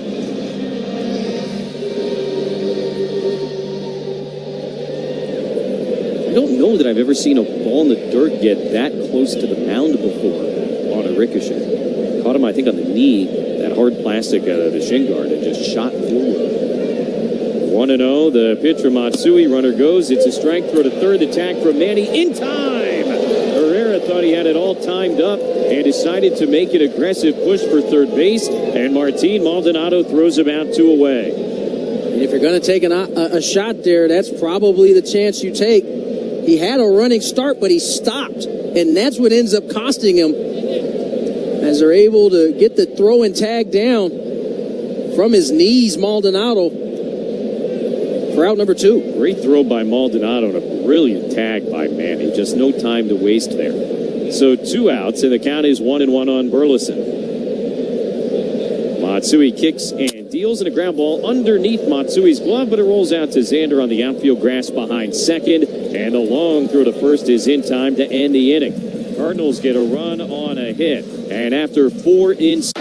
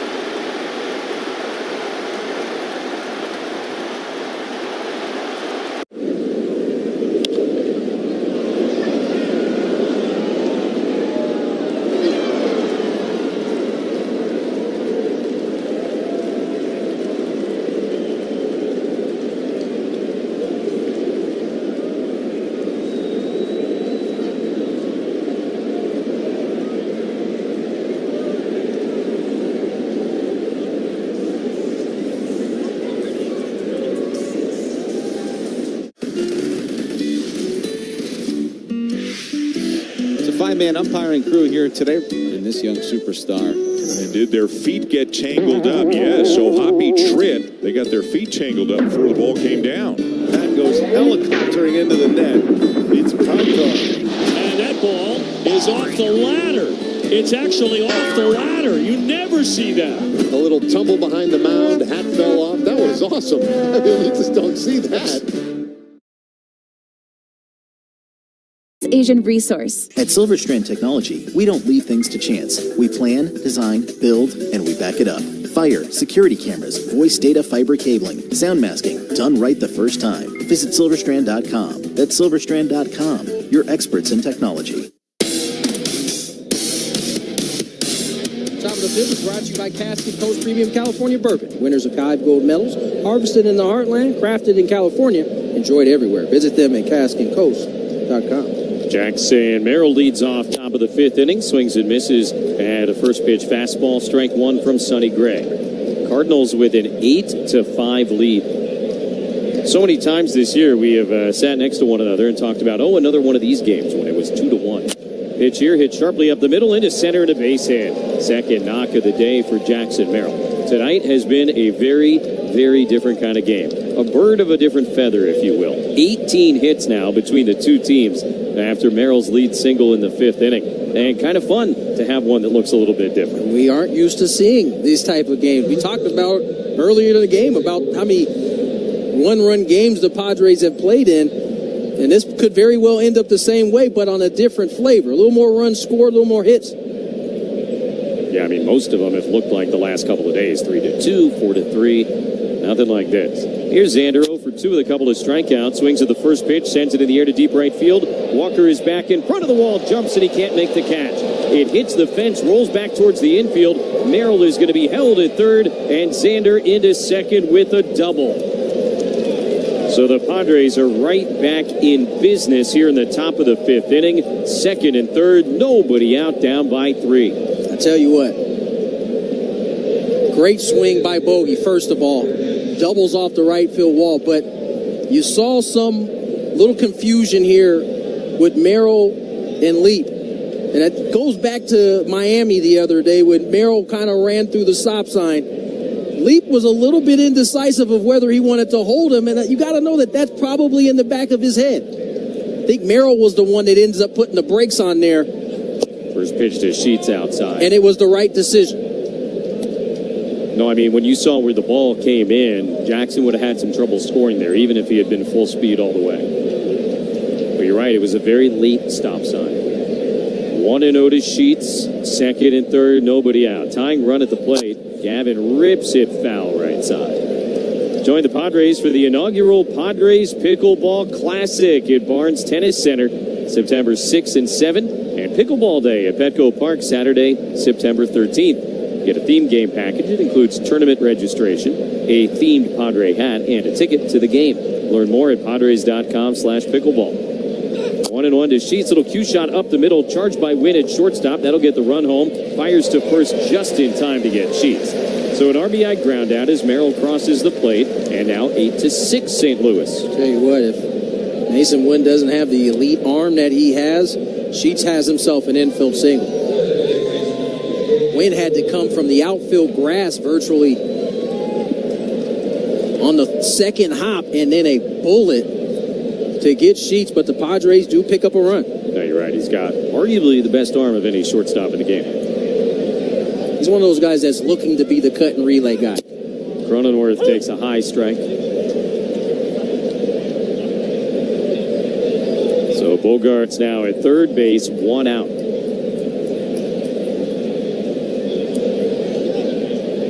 Padres out hitting the Cardinals 11-8, and it's only the 5th inning. Who are these guys? 1 pitch, swung on and missed. I don't know. I like them, though. No, it's very enjoyable. Very nice change of pace. And I know it probably sounds weird that we're this excitable with the team down by 2, but this one has had a totally different feel from Jump Street, and it's been a lot of fun. Padres are going to have to win this one in a way they have not won a lot of games the last couple of months. And they certainly appear capable.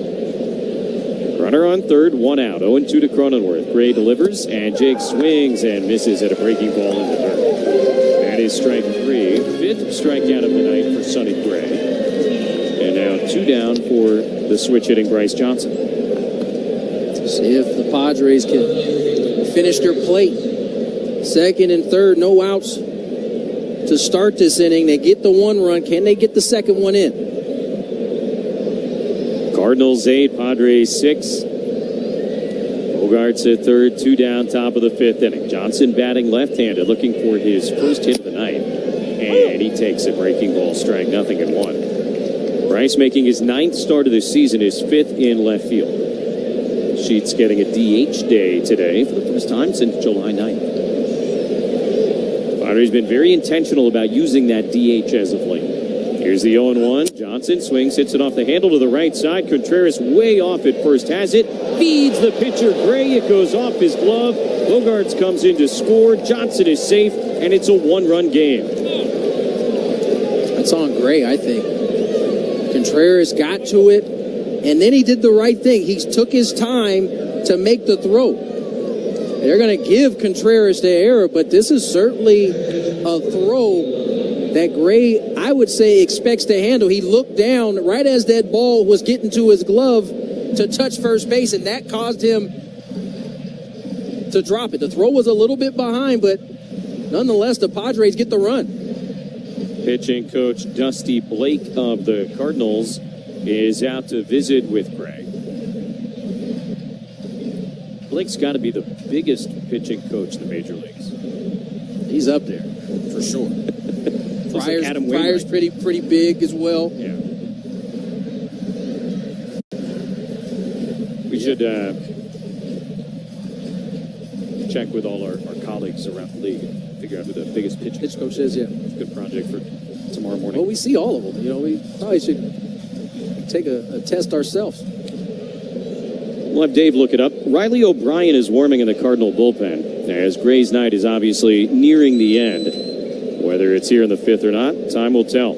Martin Maldonado might be the deciding factor. He gets in here with a speedy Johnson at first 2 outs. And a ball in the dirt, 1-0. Cardinal lead is 8-7. Padres have not led since they got 2 in the top of the 1st, and the Cardinals answered with only 1 in the bottom half. Johnson 3 for 3 stealing bases, not going. And the 1-0 pitch is on the outside corner. Called strike 1-1.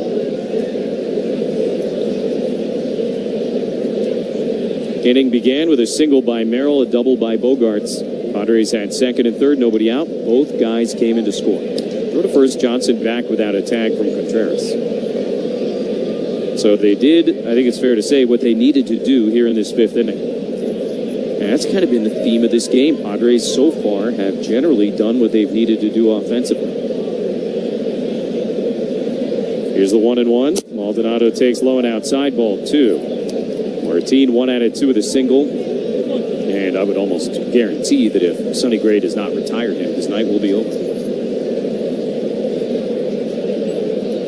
8-7 St. Louis in the 5th. 19 hits between the two teams. Here's the 2-1. Maldonado hits it hard on the ground, but right to Arenado. He'll take his time with it, and the throw to first is in. Plenty of time to get Maldonado.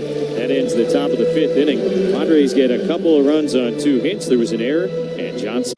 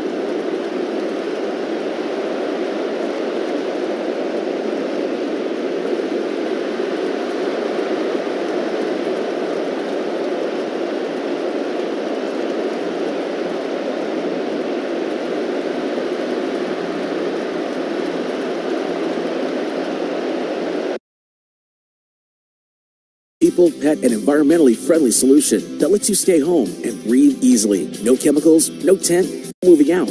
Plus, as Class B general contractors, we inspect, treat, and repair termite damage, all backed by a full structural warranty. Protect your home the natural way. Schedule a free inspection at eliminatetermite.com or call 619-334-0051. The Trust End will score as the Cardinals 8 and the Padres 7. We have not really had a game like this, it feels like, all year. And it's been very entertaining, very weird, and only halfway through. So who knows what the rest of the night has in store for us. Teams have combined for 15 runs, 19 hits. Cardinals committed an error in the top of the inning that allowed an unearned run to score. And now the guy who committed that error, Wilson Contreras, will lead off. Big night already for the former Cub. RBI double in the first inning and then a 3-run homer in the second. That made it 7-2 St. Louis. It is now 8-7. Matsui, who got the final out last inning, begins this inning. And his first pitch to Contreras is in the dirt outside. 1 ball and no strikes. Both Tatis and Machado have homered tonight. That's always a good thing for the Padres. 25 times now it has happened since they have been here together. And the Padres 21-3 all time when they both homer in the same game. 1-0 pitch way outside. 2 balls and no strikes to Contreras. Obviously a long way to go here tonight. Arenado on deck, Mason Wynn to follow. So it is the teeth of the batting order here for the Cardinals. Been a little bit bumpy as of late for Yuki. We'll see how it goes. 2-0 pitch, swing and a miss. Today's question of the day brought to you by Kaiser Permanente. If you have questions about your health, visit kp.org/San Diego. Kaiser Permanente for all that is you. Question comes from a bit north of here, Jennifer in Chicago. 2-1 to Contreras is in the dirt, ball 3. Jennifer asks, in a blowout game, what are your biggest challenges as announcers? Let's start here. We have had so few blowouts in 2025 that when it happened the other day in Washington, the Sunday game, the Padres won by 8-1. It was wholly unfamiliar feeling to me. Typically, we're in a good spot because of my man next to me and all his... 3-1 is at the top of the zone, but called a ball and a leadoff walk here in the 5th inning. Love to have gotten that call there. Alfonso Marquez didn't agree. Leadoff walk to Contreras. Usually we're in good spot because of all of the research you have on different things. But I would say keeping your ADHD at bay is when the game gets out of hand. That's the toughest part. No doubt about it. First pitch to Arenado, swung on and missed, strike 1. You know, I got my little, file of stuff. And you always have a couple of things scribbled down if a game is going to get out of hand. But again, this year there have been so few games that have been blowouts either way, wins or losses. And on Sunday afternoon in D.C., I think it was a couple of innings before my brain kind of realized what was happening. Because as we have said almost every single night, hey, look, another close one. Go to first is low, and a good job by Arise to make sure it didn't get away. And we have another close one here tonight, but of a very different variety. 8-7 Cardinals in the bottom of the 5th inning. Could very well look back at the end of the night tonight and say, this was the first time all year the Padres have played a game like this. See how it goes the rest of the way. Runner on first, nobody out. 0-1 to Arenado. Matsui is always milking the clock, and the pitch just kind of served out into right field at base hit. So a tough start to the inning for Yuki. A walk to Contreras. Now base hit for Arenado. Did a great job of not trying to do too much. First and second, nobody out for Mason Wynn. And remember, Darvish only walked 2 guys. Both came back to hurt him. And now leadoff walk here in this 5th inning. Yuki's going to have to buckle down here. Try to get some empty outs as Mason Wynn comes to the plate.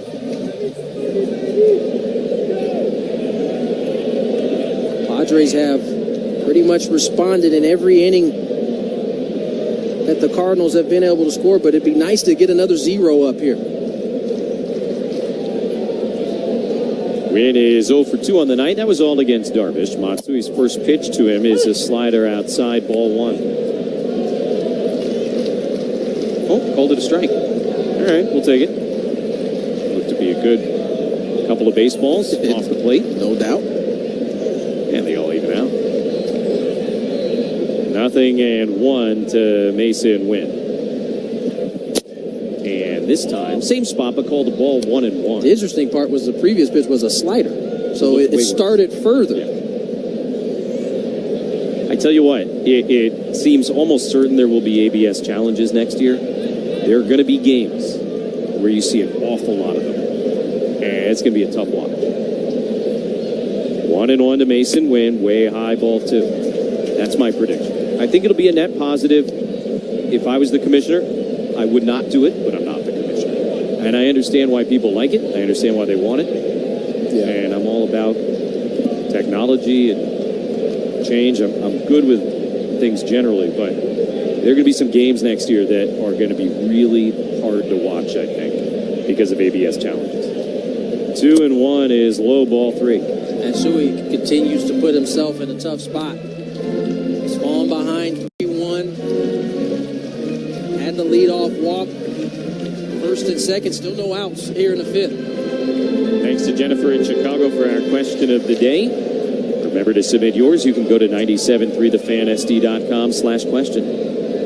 8-7 Cardinals with 2 on and nobody out in the bottom of the 5th inning. They are looking for more after the Padres got 2 in the top. Here's the 3-1 to Mason Wynn. Swing and a miss. Got loose on a fastball. Could not connect. And the count is full, 3-2. Probably ball 4 there. Tried to take advantage of his 3-1 count, but not necessarily a pitch he could do the type of damage he was looking to do. So it moves to 3-2. Arenado at first. Contreras at second. The ball hit in the air to deep right center field. Fernando into the gap, going to get there. He'll make the catch. The runner's trying to tag in advance, and it'll be cut by Bogarts, keeping Arenado at first base. But Contreras does go to third. And now 1 away. Runners on the corners, and it'll be Jordan Walker coming. Padres, I hadn't seen that particular cut before, but Bogey set up at third, but Crone was at second base. And so although the throw seemed to be high initially, Bogey was able to cut it off and keep Arenado at first base. That could be big here if Matsui is able to get a ground ball off the bat of Jordan Walker. 1 for 2 with a single and a run scored so far. Arenado at first, Contreras at third, 1 out. Cardinals by a run. Matsui delivers, and Walker takes low and outside, 1-0. Continues to fall behind.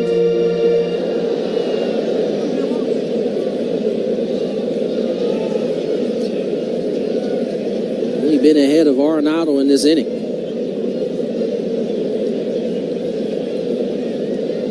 One ball and no strike, the pitch. Walker takes again low and outside, 2-0. Matsui staring in like he wanted that call, but the pitch was not particularly close. No.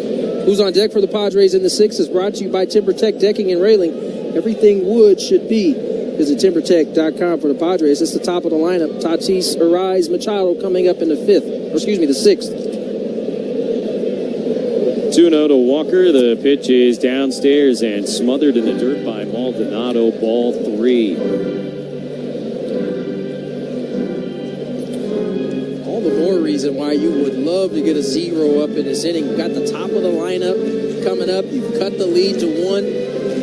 But Matsui struggling through this 5th.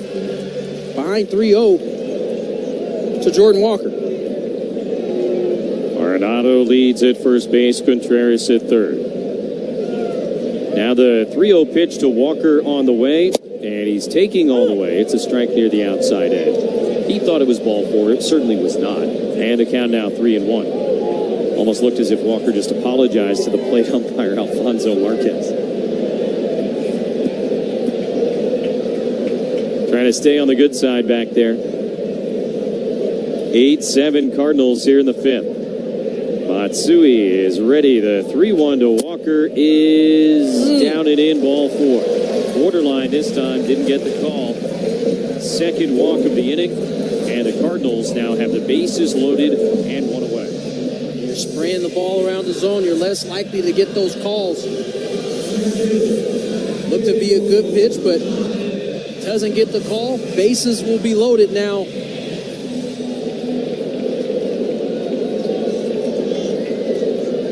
As Pages comes to the plate. Still looking for that ground ball right at somebody. Pages, a catcher, not a particularly fast one. Good candidate as Wandy Peralta begins to warm up. Bases loaded, one out. Redbirds by a run in the fifth. Pitch on the way. Pages takes low, 1-0.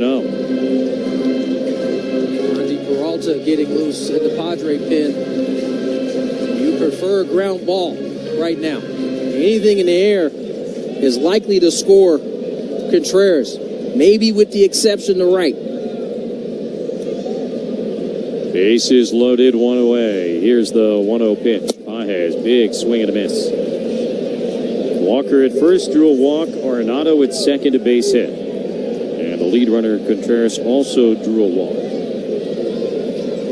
Big opportunity here for the Cardinals to re-extend their lead after the Padres have tightened this thing all the way up. And now Pages will use his timeout.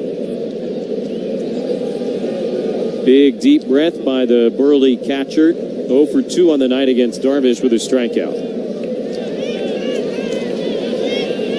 Runners lead at all three stations. 1-1 to Pages. Matsui comes set. Now the long look in. Here's the pitch on the way. Pages takes outside. 2 balls and a strike. Miss with the split. Yuki has now thrown 24 pitches. 14 have been balls, 10 have been strikes. Couple of walks and flirting with big danger here. Just needs the ground ball. 2-1, swing and a miss. High cheese. Fuzz, top of the zone. Pages swings through it, count moves to 2-2. So the 2 strikes he's gotten, by the way, basically been fastballs, try and hit it, and he hasn't been able to. But everything else has kind of sprayed away on it. 2-2 now. Bases loaded, 1 out. Here's the pitch. Pages takes at the knees. Strike 3. Another fastball. And the huge second out for Matsui here in the bottom of the 5th inning. Mike Shield almost stumbled getting out of the dugout as fast as he did. But Yuki with a big punch out here. That'll end his night. He has done his bit, although he leaves quite a mess for Wandy Peralta to try and clean up. Victor Scott II will be the batter. Bases loaded, 2 outs. Pitching change with the Cardinals up 8-7 on the Padres Radio Network. What's the best place to catch the game with your fellow faithful? Park 101 Carlsbad, the ultimate. A snack that Freddie cannot resist. I would have to say chips and guacamole. Organic mango, yeah. Is that because of the strong Dominican contingent in the major leagues, bro? Has anybody ever struck out and gone crazy and smashed the cooler full of mangoes? No, our team's not really into smashing each other's stuff, I guess. Are you a seasoning guy? You like to drown your stuff in dips and sauces? No.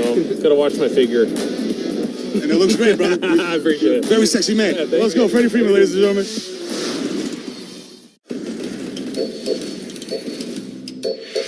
Left center Profar sprints over. Oh, he lost it. He did not see that ball. He didn't even come close to it. These interactions between De La Cruz and Tito Francona have been priceless. Come on, man. You got it there? Yes, indeed. And the ball wasn't the only thing that landed in the basket. What in the world happened out there to Jung-Ho Lee? That's wild. I mean, you don't see that in the big leagues. I'm helping these kids be the best versions of themselves, and I'm also representing like where I came from. And then the Zilla team, I was working with a creative guy that was with Nike. I work with my best friend who manages this team with me, and we kind of just like put together like what we think would look cool. We weren't like Godzilla themed. You kind of get to help them grow up into a young man and help them just make the right steps forward. And that's really why I started it, to have impact.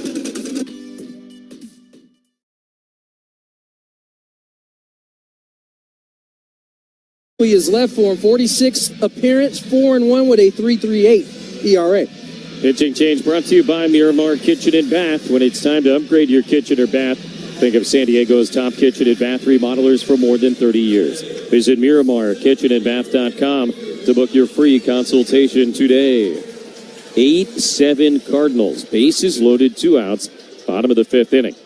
Victor Scott II, the batter. It'll be lefty to lefty against Wandy Peralta. Scott has walked both times and scored both times. Swings at the first pitch, grounds it towards first and foul.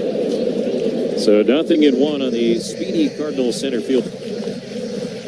Walker is at first base. Arenado at second. Contreras at third. Cardinals led 7-2. It is now 8-7. And as Tony mentioned, top of the order coming up for the Padres next inning.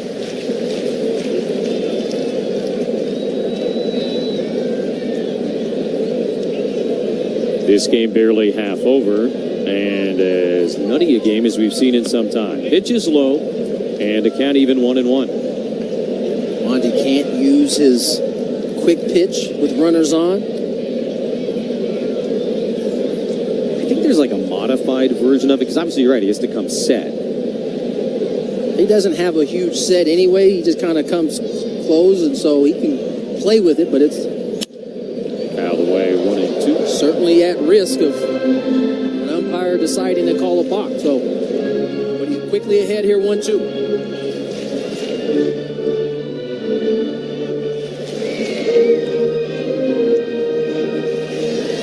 Peralta trying to leave him loaded here for Matsui in the bottom of the 5th inning. Ahead of Victor Scott, a ball and 2 strikes. Here's the pitch taken. Ooh, a little bit inside, 2-2. Whatever Scott was thinking, it was not that pitch. Kind of locked up. Wandy missing a little bit inside to even the count. Runners take their leads at all 3 bases. 2-2. Peralta kicks and delivers in the dirt, blocked by Maldonado. And now a full count, 3 balls, 2 strikes. Mike Schill was asked before the game today by a St. Louis area reporter about, the Cardinal way. Mike obviously spent so much time in this organization. And he goes, look, the principles of baseball are what they are. And one of the things he mentioned was you just can't walk guys. Here's the 3-2, swung on, grounded to first base. Arise down to a knee, has it. Wandy late to cover. Arise dives head first and gets there in time to get Scott and end the inning. No runs, a hit, and the Cardinals leave them loaded. We head to the 6th in St. Louis. It's the Redbirds 8 and the Padres 7 on the Padres Radio Network. Hey, Padre fans, Tony Gwynn Jr. here. You might already know my dogs, Kai and Axel, are MVPs in my family. And when it comes to getting everything...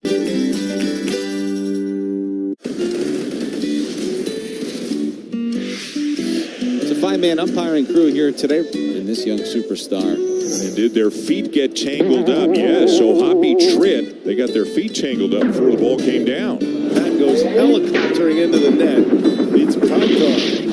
And that ball is off the ladder. It's actually off the ladder. You never see that. A little tumble behind the mound. Hat fell off. That was awesome. I mean, you just don't see that.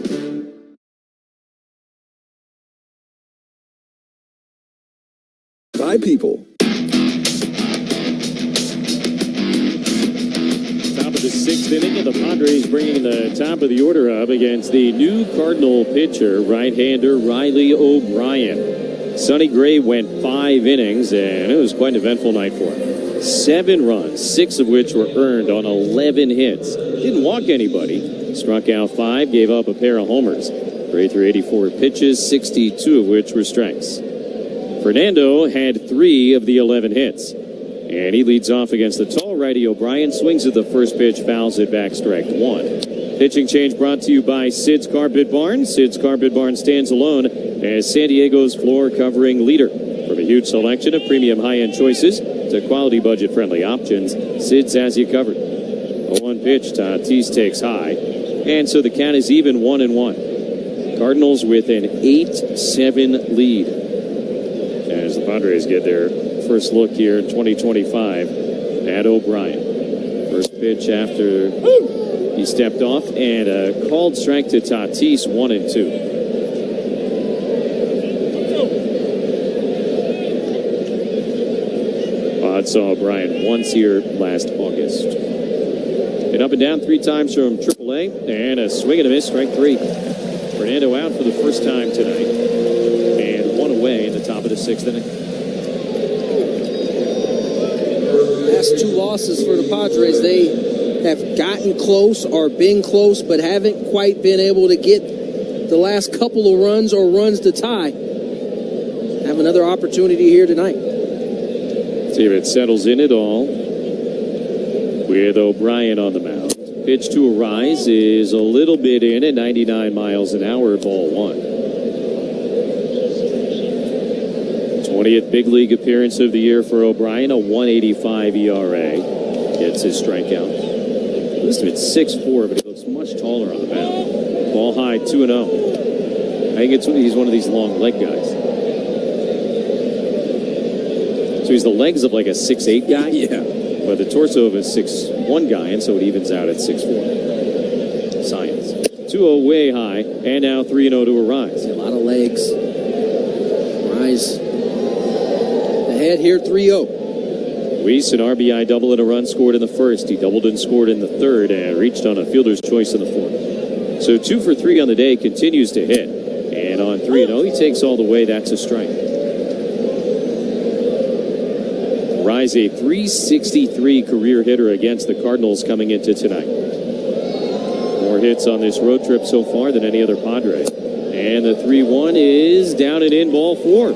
So a rare walk by Luis Arise. And a 1-out pass here in the top of the 6th inning. That is the first time the Pods have drawn a walk tonight, and only the second walk the Padres have drawn in the last 24 innings.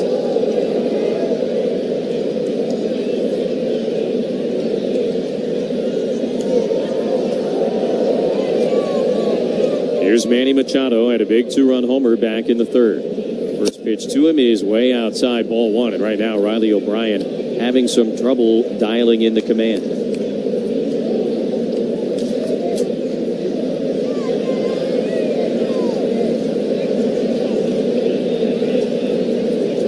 Rise leading at first base, held on by Contreras. The 1-0. Manny swings, moves it foul. Right into a microphone behind home plate. And a count even 1-1.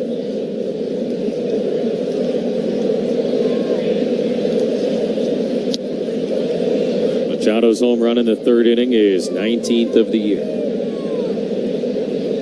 8-7 Cardinals as the Padres bat here in the 6th inning. 1-1 to Manny, the pitch. Machado takes downstairs, 2 balls and a strike. So a dozen pitches thrown by Riley O'Brien here this inning. 7 balls, 5 strikes. Mike Matsui in the 5th, having some trouble here with his command. See if the Padres can make him pay. 2-1. Machado, hard hit liner into right field and a base hit. Arise is at second. He'll stop as Walker gets to it quickly. Second hit of the night for Manny Machado. Padres continue to mash. And now 2 on with 1 out for Jackson Merrill. Not at all interested in why this is happening tonight. Just enjoying the laser show the Padres are putting on. Opposite field stroke for Manny. First and second now as Jackson Merrill comes to the plate. He will not have the pleasure of facing the right-hander Riley O'Brien. Ollie Marmol, the Cardinal manager, going to go out and make a pitching change. They've got the lefty JoJo Romero warming up, so he'll come on here. Pitching change in the top of the 6th inning. 2 on, 1 out. Cardinals lead at 8-7 on the Padres Radio Network. Frozen Ropes is calling all baseball players.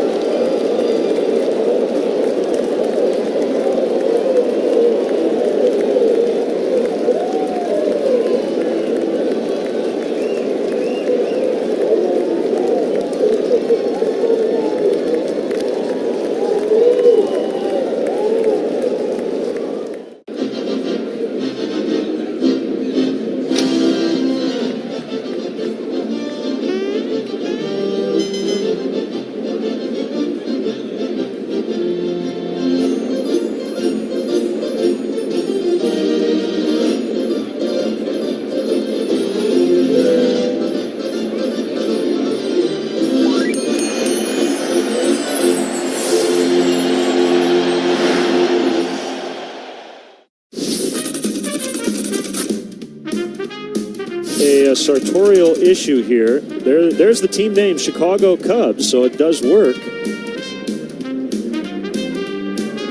It's got the right color. Yeah, it's gray. Maybe there was something went wrong with his other one.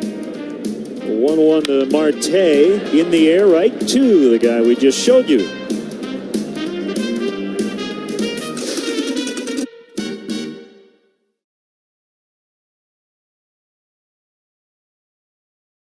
Romero enters the ball game for the Cardinals. He'll try to get them out of this sticky situation. 39th appearance, 3-3 with a 2.30 ERA.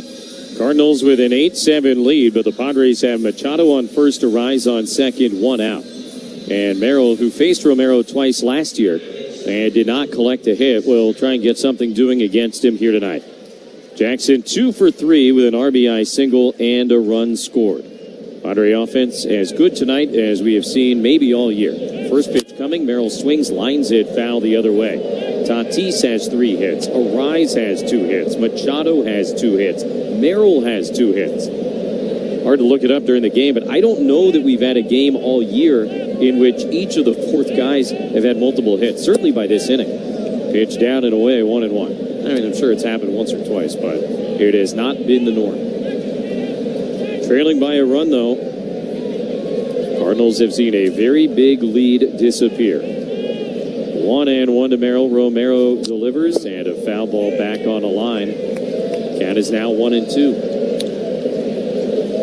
Catch the Padres at home or on the go. Fans in market can watch Padres.tv, presented by UC San Diego Health, and stream games all season long for $19.99 a month or $54.99 for the year. Visit Padres.tv for details. 2 on and 1 out. Here's the 1-2. Merrill takes outside. 2 balls, 2 strikes. Boy, the 2 starters tonight, Sonny Gray and Yu Darvish, both had issues. I wouldn't say throwing strikes was the problem for either one of them, though. No. The relievers, on the other hand, different story. 2-2 is down the middle. That's strike 3 call. Merrill looking for something other than the fastball, but he got one. He punches out against Romero. 2 away here in the 6th inning, and it'll be left up to Xander Bogaerts. He's caught guessing here. Sinker looked like it's starting to head outside, but that left-handed kind of comeback catches the outside corner for the puncher. Xander 1 out of 3 with a double and a run scored. That was last inning. First pitch from Romero is low, ball 1. Xander 0 for 2 against him in his career. Bogaerts, the hottest hitting Padre right now, has hit in 5 straight, and that's only scratching the surface of his recent success. Runners lead, the 1-0 pitch. Bogaerts takes downstairs again. 2 balls and no strikes. Of course, Gavin Sheets, the left-handed hitting Gavin Sheets on deck. We'll see how JoJo Romero attacks this 2-0 count. Come set and ready. Now the 2-0 pitch. And Bogaerts takes at the top of the zone. That's strike 1. Sonny Gray started, went 5, gave up 7 runs on 11 hits. But the Padres are down by 1, batting here in the 6th inning. Rise at second, Machado at first, and the pitch is grounded to first base off the end of the bat. Gobbled up by Contreras. He'll bring it himself, and that will retire the side. No runs, a hit. Padres leave 2 guys on base. After 5.5 at Busch Stadium, it's the...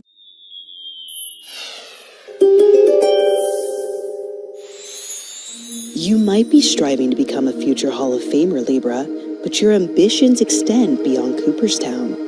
You also have a passion for philanthropy and are looking to use your stature to bring attention to the causes you believe in. Prioritize collaborating with your favorite charity, which will make you feel as good as shooting a ball into the outfield gap.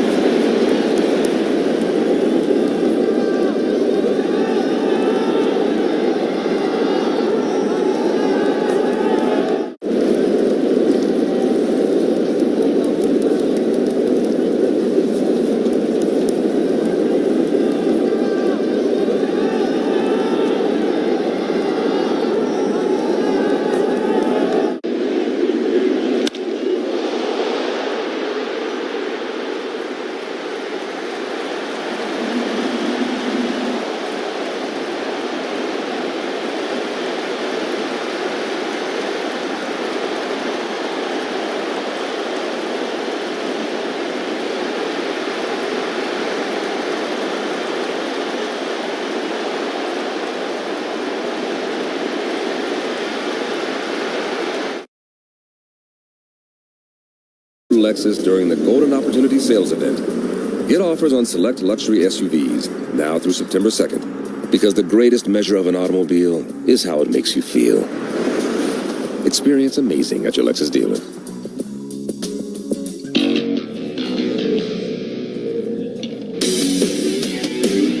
Top of the order for the Cardinals in the bottom of the 6th inning. The Trustin will score. The Redbirds 8 and the Padres 7. Wandy Peralta came on to get the final out last inning. He's in there to face Brendan Donovan. And a first pitch slider for a strike. 0-1 on the Cardinals' second baseman, who's had a huge night. 2 for 3 with a 3-run homer. Herrera on deck, Burleson after that. Pitch here is a fastball right on the outside edge. 0-2 from Wandy. And Donovan was not ready for that quick pitch. Jeremiah Estrada now warming in the Padre bullpen. Here's the 0-2. Grounded softly to the right of the mound, charged by Cronenworth. Throw to first base is low, but handled by Arise and one away. So Donovan is out, and the designated hitter Ivan Herrera will come to bat. The out-of-town scoreboard is brought to you by KMG Psychiatry, an official mental health partner of the Padres radio network, offering TMS, transcranial magnetic stimulation, to lift the fog of depression and restore clarity. Visit KMGpsychiatry.com. Padres second place in the West, 4.5 back of the Dodgers, who are off today. Fastball inside, 1-0. Pretty much everybody is off today. We were the lucky ones. A's, Astros, Mariners, Angels, Orioles, Guardians, Blue Jays, Tigers. That's it. There's your scoreboard. Pitch is inside, 2-0. Blue Jays, by the way, beat the Tigers 11-4. Toronto's got the best record in the American League. And even when the Padres went there ever long ago it was and got swept, I don't know that anybody envisioned Toronto then turning that into being having the best record in baseball. Yeah, that's a great point. Beat up on the Yankees this week. Looked terrible. Pitch is low, 3-0. Let me ask you a question. With the way the Yankees lost that World Series to the Dodgers, particularly the way they kind of folded up shop defensively in the 5th inning of Game 5, how is it they're still here all these months later making those same kinds of mistakes in bunches? Fastball, strike 3. Because, you are what your roster says you are. And I don't know that they have great defenders on that team. This one is hammered in the air to left center field. Johnson back. He turns to watch. It's going to be home run, Ivan Herrera, the 3rd homer of the night for the Cardinals. And once again, they stretch their lead back out. It's now 9-7 here in the 6th. That ball got out in a hurry. 112 off the bat. And it's just a bullet to left center. Cardinals get a run back, push the lead to 2. Yeah, but to your question, I think they didn't really do anything to better. It's the same guys that are out there virtually. They still have Jazz playing out of position, and they just recently moved him back to second base. Burleson takes the strike. But I don't know that as constructed, you look at that team and say, oh yeah, this is a solid defensive team. It is just so bad looking fundamentally. Burleson into the left center gap. Jackson Merrill going to track it down, make the catch for the second out of the inning. Anyway, we don't need to fix the Yankees. No, we don't. We don't. They can do their thing. Guardians beat the Orioles 4-3. How about Stephen Kwan? A couple of home runs. Astros, A's, we mentioned, was ongoing. 5-0. The Athletics ahead in the 7th inning. Stephen Kwan's a name that you're hearing in the trade rumor mill. Well, the Guardians are going to make moves. It's, I believe, in the bylaws of the major leagues. Pitch is low, ball 1. Mariners, Guardians, Padres all have to make deals this week. Yeah, no, that sounds pretty accurate. Not literally, but practically. Base is empty, 2 out, bottom 6. Let's just say they're usually active. Yes. Contreras, big swing and a miss. 1-1 from Wandy. Contreras, 2 for 2. RBI doubled in the first, 3-run homer in the second, drew a walk in the 5th inning against Matsui. Now facing Wandy Peralta. 1-1 grounded foul at third base. Ball and 2 strikes. There has been all kinds of action in this game. An unfamiliar looking game for the 2025 Padres. But very entertaining nonetheless. 9-7 Redbirds in the bottom of the 6th. Teams have now combined for 5 home runs. Here's the 1-2. Contreras takes just a little bit inside. 16 runs, 22 hits between the two teams so far tonight. And again, only in the 6th inning.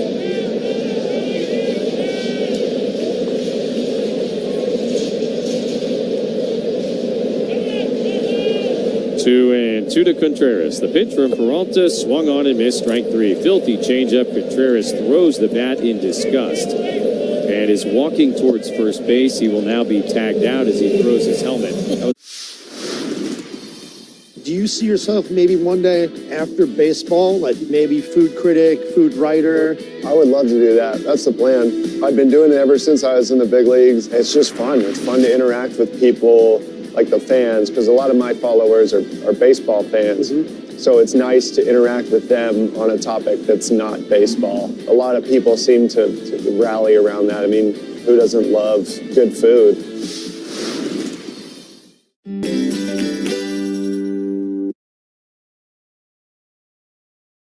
Flooring leader. Explore a huge selection of premium high-end flooring choices, along with quality budget-friendly options too. Visit Sid's or sidscarpet.com. Escape to historic Tom Ham's Lighthouse on Harbor Island. Fresh seafood, vast selection of local craft beer, sweeping bay views. Dinner served 7 nights a week, and San Diego's most underrated happy hour with $1.50 oysters Monday through Friday. Reserve at TomHamsLighthouse.com. Top of the 7th is brought to you by Kaiser Permanente. For all that is you. Gavin Sheets leads off lefty to lefty against JoJo Romero. And first pitch fastball down the middle for a strike, 0-1. Busch Stadium in St. Louis, where the trust and will score is the Cardinals 9 and the Padres 7. Cronenworth on deck, another left-handed batter. 0-1 pitch is fouled toward the Padre dugout on the left side. 0-2, so we'll likely see Romero go a couple of ABs here at minimum. There is action in the Cardinal bullpen as Ollie Marmol continues to mix and match.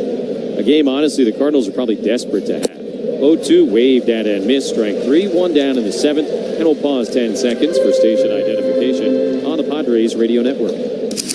KWFN and KWFN HD1 San Diego. Hi, I'm Wandy Peralta. You're listening to Padres Baseball on the Padres Radio Network. An Odyssey Sports Station. 1 out, nobody on. Top of the 7th inning, Jake Cronenworth to face JoJo Romero. Lefty to lefty. And a first pitch slider for a strike, 0-1. Cardinals ahead 9-7. Romero has retired all 3 guys that he has faced. Got a couple of Ks. And Cronenworth fouls one off at the dish, strike 2. Create unforgettable memories at a 2025 game with a group of friends or family. Hospitality spaces are the perfect setting to socialize while making game day easy with all-inclusive food and beverage packages. Book your outing today at Padres.com/groups. 0-2 to Cronenworth. Pitch on the way. Jacob takes way outside. 1 ball and 2 strikes.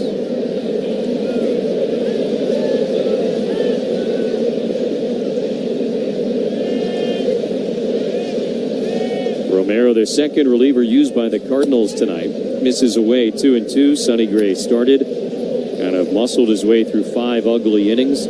Riley O'Brien only got 1 out in the 6th, but Romero cleaned up his mess. And now Romero back out there here in the top of the 7th inning. 2-2. Cronenworth takes low and outside, ball 3. So we've gone 0-2 to 3-2 here. Padres down by a pair of runs in the top of the 7th inning. Cardinals went ahead in the bottom of the 2nd. Padres have not led since. 3-2 the pitch. Cronenworth swings, just gets a piece to knock it foul behind home plate. Cards at one point led 7-2. Padres got as close as 8-7. But the home run in the bottom of the last inning by Herrera has made it 9-7, and that's where we are. Kind of a flurry at the beginning of the night. It's settled in a little bit the last couple of minutes. Here's another 3-2. Cronenworth takes right down the middle, strike 3 call. Back-to-back Ks for Romero. He's got 3 strikeouts now. And 2 down in the top of the 7th inning. Back-to-back Ks. here in the 7th. This time, Cone goes down looking. Fastball, middle for the punchy.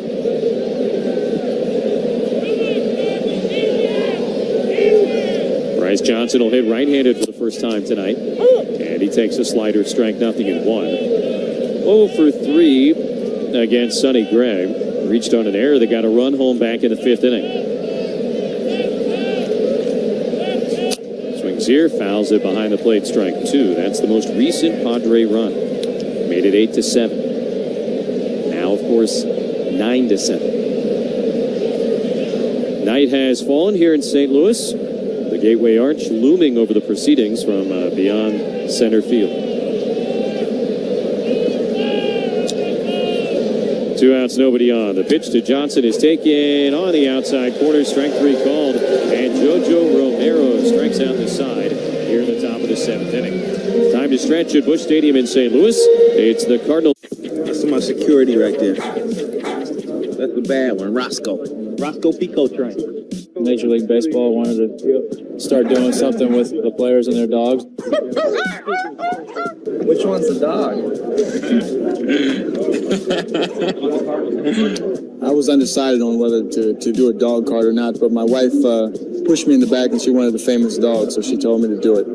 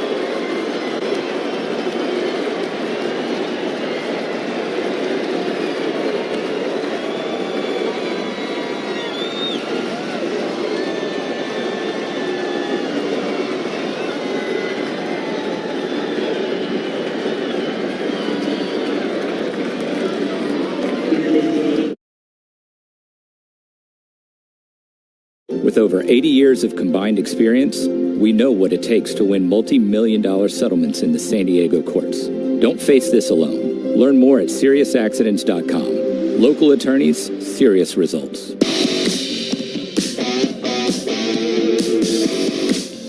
Batman 1989 in concert. It's coming to Gallagher Square this Saturday. Don't miss this one-of-a-kind concert featuring the full Batman movie screening accompanied by a live 50-piece orchestra performing Danny Elfman's iconic score. Secure your seats at Padres.com/concert. It's bottom of the 7th inning at Busch Stadium in St. Louis. 9-7 Cardinals. New Padre pitcher Jeremiah Estrada. He's on for the first time since Monday. So, hey, a couple of days off for Estrada. Worked a 1-2-3 7th inning in the Padre win in Miami on Monday night. He's got Arenado, Wynn, and Walker 5, 6, and 7 in the Cardinal batting order coming up. Takes over for Wandy Peralta, got 4 outs. Did give up a run on the homer by Herrera. And that ended a long homerless streak for Wandy. First pitch on the way, and Arenado swings, fouls it off back behind home plate. 32 straight innings for Peralta without allowing a home run. That was the longest homerless streak of his entire career. Pitching change brought to you by Valvoline Instant Oil Change. Valvoline is your 15-minute instant drive-through oil change. Visit SoCalOilChange.com for directions and discounts. That's SoCalOilChange.com. Fastball high, 1-1 to Arenado.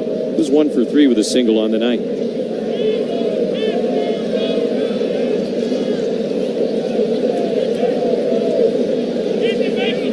Cardinals with a 2-run lead. Padres got 6 outs to play with as Arenado swings and misses strike 2. 9-1-2 due up for the Pods in the top of the 8th. 7th inning stretch was brought to you by Bulkhead Energy, built by heroes for heroes, the go-to energizer for military, first responders, and essential workers of all professions. Drink Bulkhead Energy, fuel for heroes. Go to bulkheadenergy.com. Arenado swings, pops it up. Right side of the infield, Arise coming in from first base, and closer to home than first, he makes the catch on the grass cutout near the line. One away in the bottom of the 7th inning.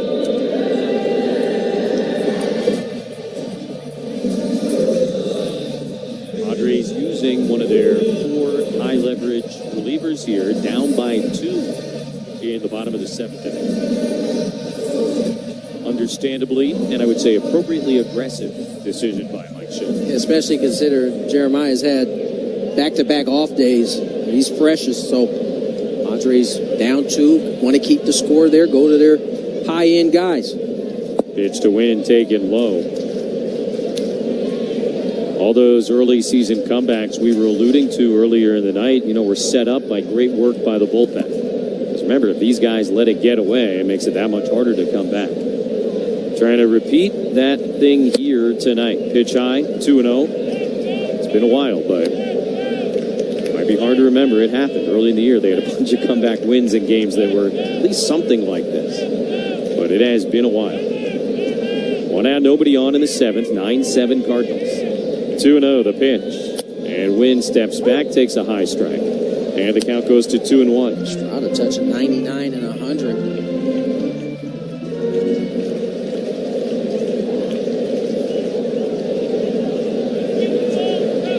Out, nobody on. 2-1 to Mason Wynn, and a pop-up foul into the third deck behind home plate.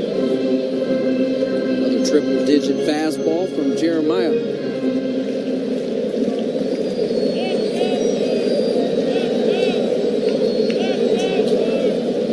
Two and 2 to Mason Wynn, who's 0 for 3 on the night, and Estrada's pitch swung on, popped up again near first base. Foul ground this time. Rise in the coach's box area will make the catch, and 2 away. Mason Wynn and Alfonso Marquez having some words. And the veteran Alfonso Marquez just told Mason to walk away. Told him twice. Eventually, Mason listened, and we move on. So 2 outs, nobody on for Jordan Walker. 1 out at 2 with a single, a walk, and a run scored. First pitch from Estrada, fouled straight back, strike 1. Again, in the 8th inning for the Padres, Maldonado due to lead off. You could very well see a pinch hitter. Then Tatis, Arise, and potentially Machado, Merrill, Bogarts after that. Padres down by 2, trying to complete a big-time comeback here in St. Louis. Pulling to Walker is way high. That shitter did not drop. And the count is even at a ball and a strike.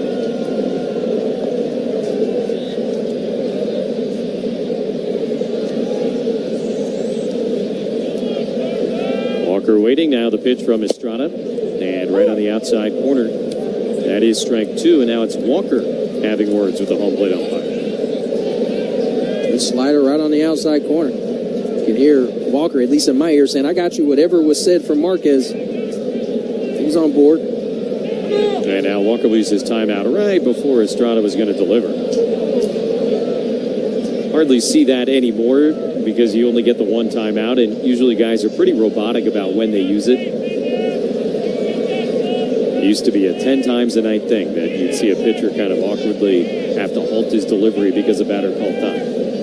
Excellent rule change. 1 and 2, the pitch. Walker takes at the top of the zone. Strike 3 called, and a 1-2-3 7th for Jeremiah Estrada. He caps it with a K.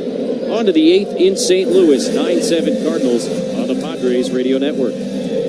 When your freedom, reputation, and future are on the line, where do you...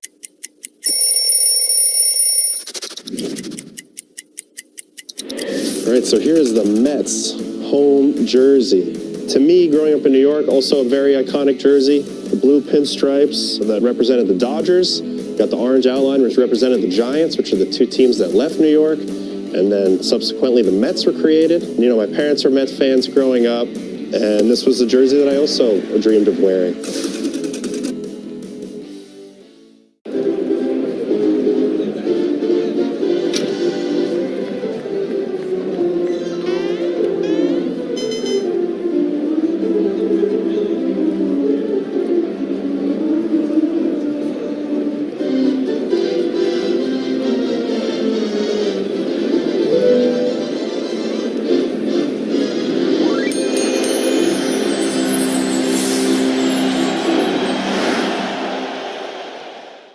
believe this one's it's a rookie card, I know, but I feel like it's the first card that I ever, like, big league card. Obviously, as a kid, trying to get to the big leagues, the dream of making it, but as a kid that had cards, right, as a kid, this is like seeing your card the first time is pretty cool. So that's pretty powerful when you see that card.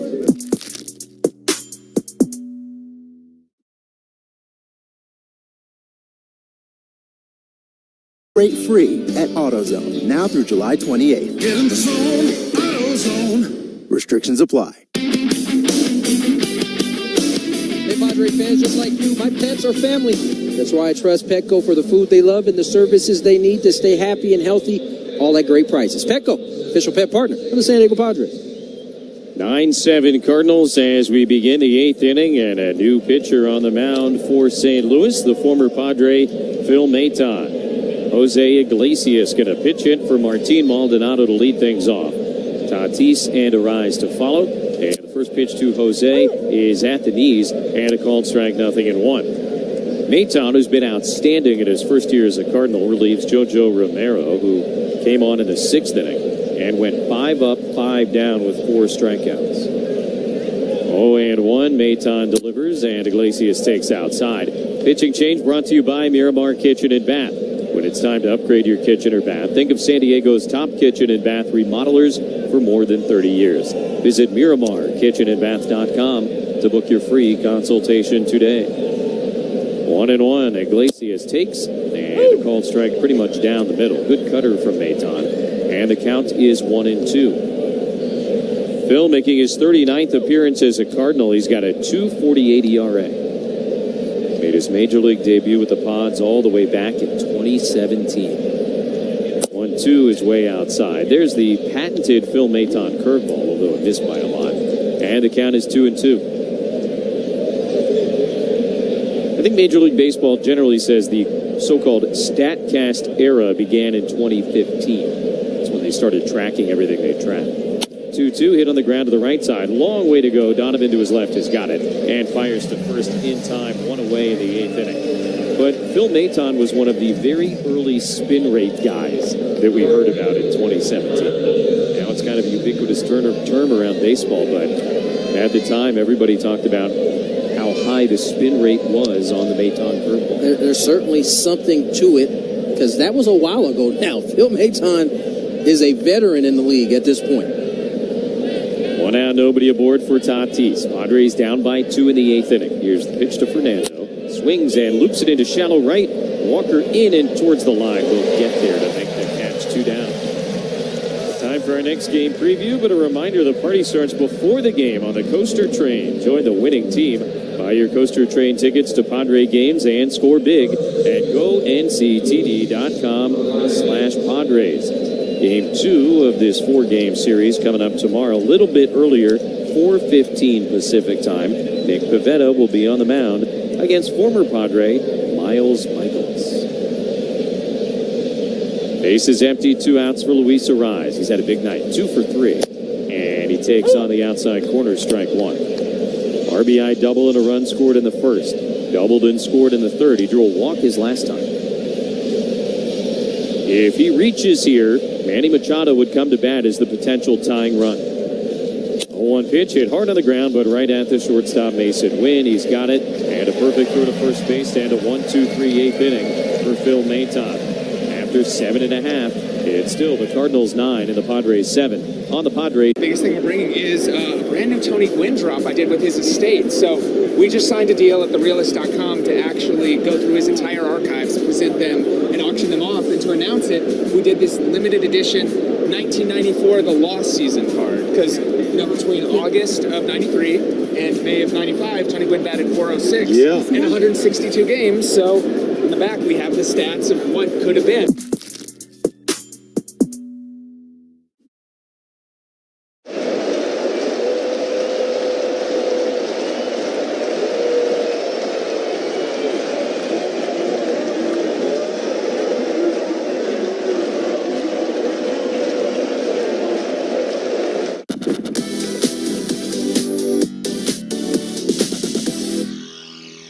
And you're just too stylish to have superstitions. Zero. I can't do it. Too many collared cleats, too many gloves, too many wedding gloves, too many bats. I do put on my right glove first, then the left, then the thumb guard, then I put on my leg guard, my elbow guard. Anything you put on first? Nah, not really. Nah. I like to say I'm not superstitious, but a little stitious.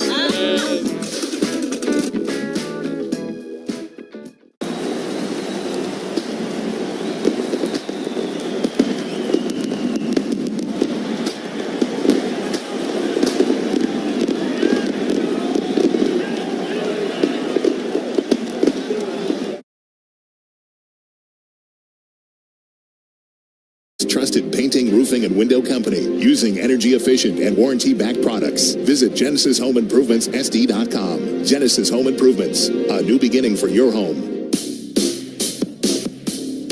Bottom of the 8th inning, the Trusted will score. The Cardinals 9 and the Padres 7. Pages, Scott, Donovan, 8, 9, and 1 coming up for St. Louis against the new Padre pitcher, left-hander Kyle Hart, coming on to try and keep this thing right where it is at.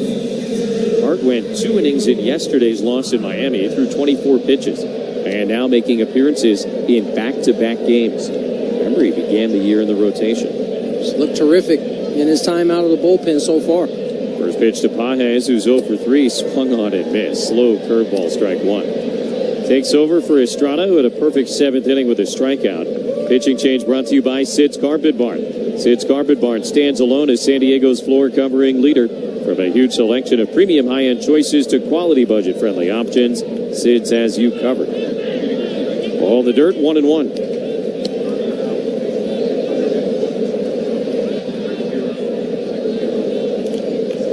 Pages struck out each of his last 2 times up. Hart, the tall, skinny left-hander, delivers, and the 1-1 pitch is a check swing grounder foul back behind home plate. And the countdown 1-2 on the Cardinal catcher. Pages, 26 years old, born in Venezuela, went to high school in Miami, and then played his college baseball in Florida Atlantic in Boca Raton, FAU.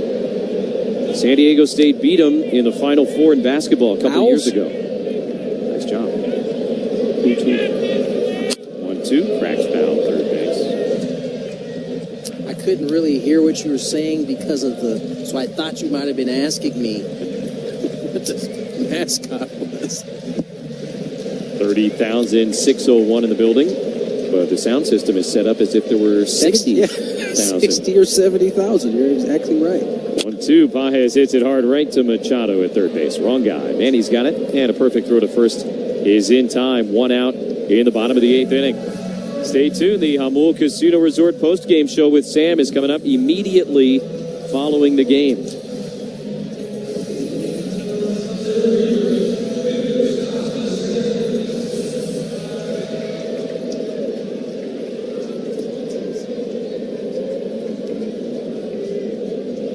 Victor Scott II is fittingly the second guy to bat this inning. Lefty to lefty, shows bunt, pulls back, and takes low ball 1.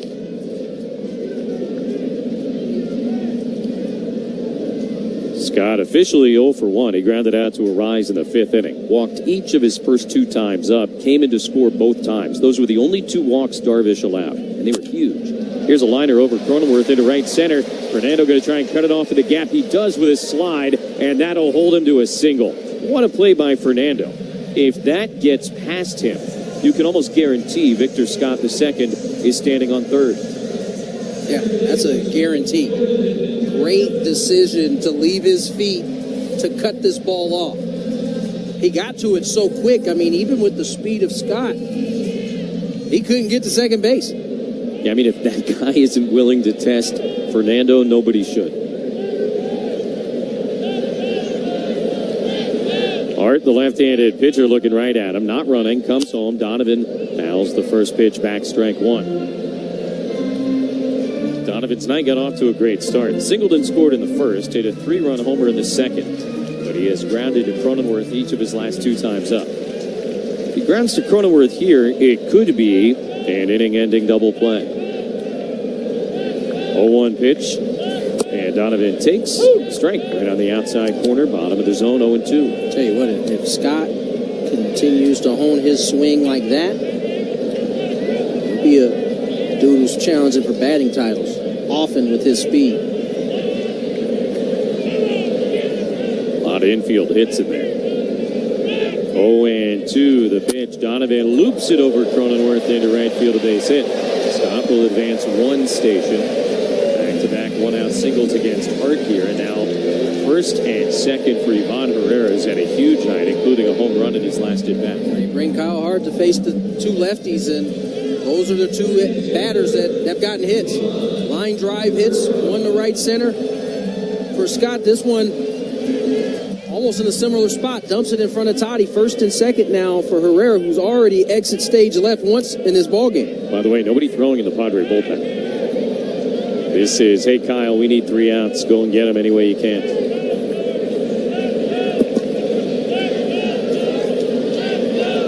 Donovan at first. Scott with elite speed at second. 1 out for Herrera.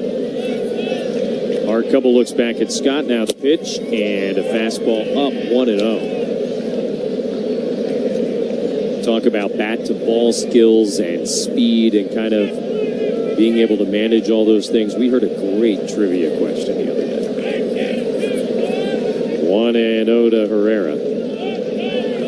And he takes down and in. There has only been one guy in Major League history to play all 162 games for his team and not ground into a single double play. It's only happened once. And so obviously you think about, all right, a guy who had good bat control, but also good wheels. It's a great trivia question. 2-0 down the middle, and a called strike. It took me a while, but eventually came around to it. It's a very good question, and it was a lot of fun kind of figuring it out. We won't tell you guys the answer. You have to figure it out on your own, but, you know. Wow. That's cool. 2-1 to Herrera, who will now back out and call for time. Were you planning on giving the answer? I thought so. Okay, we give the answer. The humane thing to do. Yeah, I guess so. It was Craig Biggio. There you go.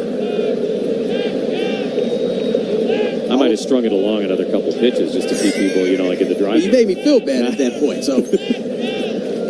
It's a great trivia question from our friend Jim McHugh. 2-1 pitch, and Herrera takes low ball 3. Jim, one of the advanced guys for the Padres, doing a lot of video work and many other things. First and second, 1 out, bottom of the 8th. Cardinals up 9-7. Kyle Hart desperately trying to keep it there. Padres will have Machado, Merrill, and Bogarts in the 9th inning. And now Hart has stepped off and been charged with a disengagement.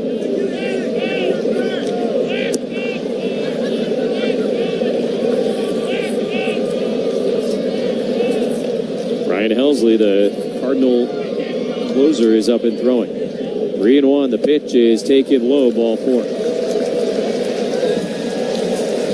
So Kyle Hart has put himself into a little bit of a predicament here in this bottom of the 8th inning. The bases are loaded.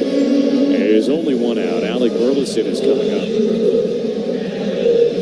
And obviously, a big inning here would drastically change the complexion of this game. Man, I think it's important to note that the landing spots for Kyle in yesterday's ball game a lot different than what he's being asked to do here in the 8th. 2-run ball game, trying to keep it there. Brought on the face to 2 lefties, surrenders a couple of knocks. So now the bases are loaded as Alec Burleson comes to the plate. Lefty on lefty matchup here.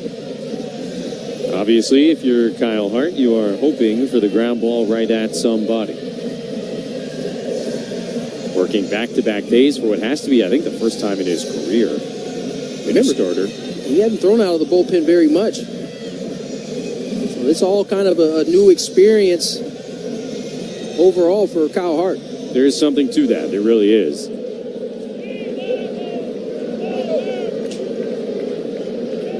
But this is the job, and the assignment right now is to somehow leave them loaded.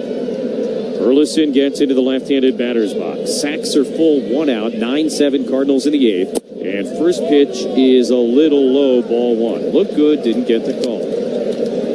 Burleson, 1 out of 4 with a double and a run scored. Both teams have been hitting the ball all over the yard tonight, but it's the Cardinals ahead in the bottom of the 8th inning.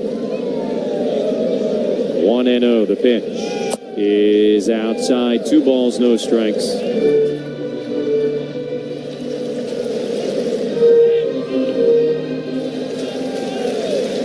Herrera at first, Donovan at second, Scott at third. 1 out here in the bottom of the 8th. 2-0, the pitch. Burleson swings, grounds into first base. Arise has it, fires to second one. Bogarts to first is in time, and a double play to end the inning. Little 3-6-3 to get out of trouble in the 8th, and we'll head to the 9th inning in St. Louis. Last chance to dance coming up. Machado, Merrill, and Bogarts with the Cardinals ahead 9-7 on the Padres Radio Network. This summer's all about beach days. If you want a Cy Young, 73, 5, and 6, I've got an extra 5. And then it says, has worked as a TV commentator. You know, and I did start back in 1978. I did the Yankees and the Red Sox playing the one-game playoff. And ABC said if the Yankees win, Reggie will play, and then you'll go broadcast with Howard Cosell and Keith Jackson. And that's how I started my broadcast. And that's the Bucky Dent home run. So every time I see Bucky Dent, I go, thank you for making me a broadcaster.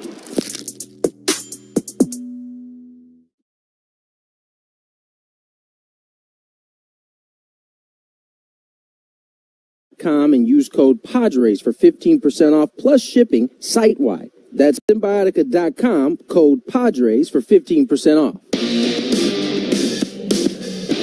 Top of the 9th inning in St. Louis. The Trustin will score is the Cardinals 9 and the Padres 7. Kyle Hart got himself out of a bases-loaded jam when Alec Burleson grounded into a 3-6-3 double play to end the 8th. And now the former Rocky and other things, Garrett Hampson replaces Burleson in left field. Machado, Merrill, and Bogarts coming up against the excellent 2-time All-Star closer Ryan Helsley, who has not been quite as good this year as he was last year. First pitch, Manny takes in the dirt, ball 1. That was the curveball. You'll see a lot of triple-digit heat from this guy most nights. In 2024, he led all of Major League Baseball with 49 saves, and he had a 2.04 ERA. But it has been, again, not quite that good here in 2020. 1-0 pitch, Machado takes in the dirt outside. 2 balls and no strikes. The ERA, a very respectable 3.18, but he's 19 out of 24 in the save department this year. He has been hit much harder in 2025 than he was in 2024. Now he's gone 2-0 to Manning. Pitch on the way, and Machado takes a fastball strike at 99. Machado in his career against Helsley, by the way, 3 for 6 with a home run.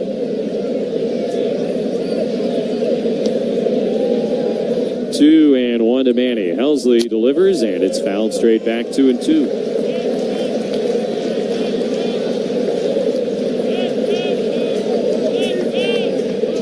One of those at-bats, by the way, came in that wild card series at Petco back in 2020. Helsley debuted with the Cardinals under Mike Schilt in 2019. Here's the 2-2. Manny swings, rips it into left field, and a base hit. Leadoff single here in the top of the 9th inning. And with nobody out, the Padres will bring the tying run to the plate. It's exactly how you want to start the inning off. Manny Machado picks up his 3rd knock of the night. A bullet through the left side. Gets things rolling here in the 9th. Cool 109 off the bat for Machado. So it'll be Jackson Merrill. Boy, if you could be forced to define the second half of last season by one thing, it might be late inning heroics by Jackson Merrill. Let's see about 2025. First pitch, swing and a miss. Good slider coming into the left-handed batter, and the count is 0-1. Jackson an RBI single in the first. He singled and scored in the 5th. 2 for 4 in the night as he cleans up here tonight for the first time since mid-June. Pitch on the way. Merrill fouls it back, and the count now 0-2. Merrill's 2 for 4 on the night. Down 0-2 here, half the battle. Got one opportunity to see Helsley as a rookie last year, and Helsley struck him out. Helsley relieves Maton, who had a very easy 1-2-3 8th inning. 0-2 to Merrill. The pitch. Jackson swings and misses, strike three. High heater tried to check, but he went around, and that's out number one here in the top of the ninth inning. Jackson just trying to do too much there. Uber aggressive, and Helsley uses that against him as he punches him with the high heater for out number one. 101 miles an hour. Now Bogarts, 1 out of 4 with a double and a run scored. Padres down by 2 in the ninth inning. Pitch to Xander. There's the slider, strike, 0-1. 9-7 St. Louis. Padres out hitting the Cardinals 13-12. This game was wild from Jump Street. But the Padres down to their final 2 outs do have the tying run at the plate. One pitch, Bogart sends it in the air to straightaway right field. Walker backs up a couple of steps. Now he comes in 1 to make the catch. 2 down at the top of the ninth inning. And Gavin Sheets will come down with the Padres down to their final out. A power versus power matchup.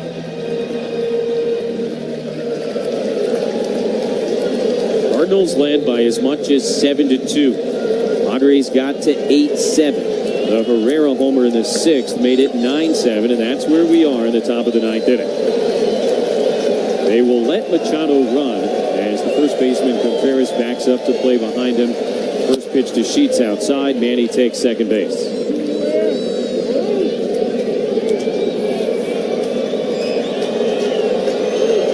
Sheets 1 out of 4 with a single. Also an RBI ground out in the 5th inning. Tying run at the plate, 2 outs in the ninth. Here's the 1-0.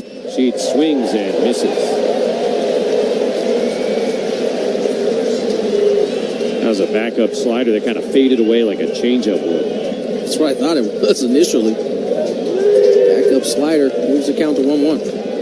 Helsley comes set. Pitch on the way. Sheets swings and misses. And another slider, strike 2. That time he got it to move the way he wanted to. In the middle of the plate, but diving below the zone. Count now 1-2.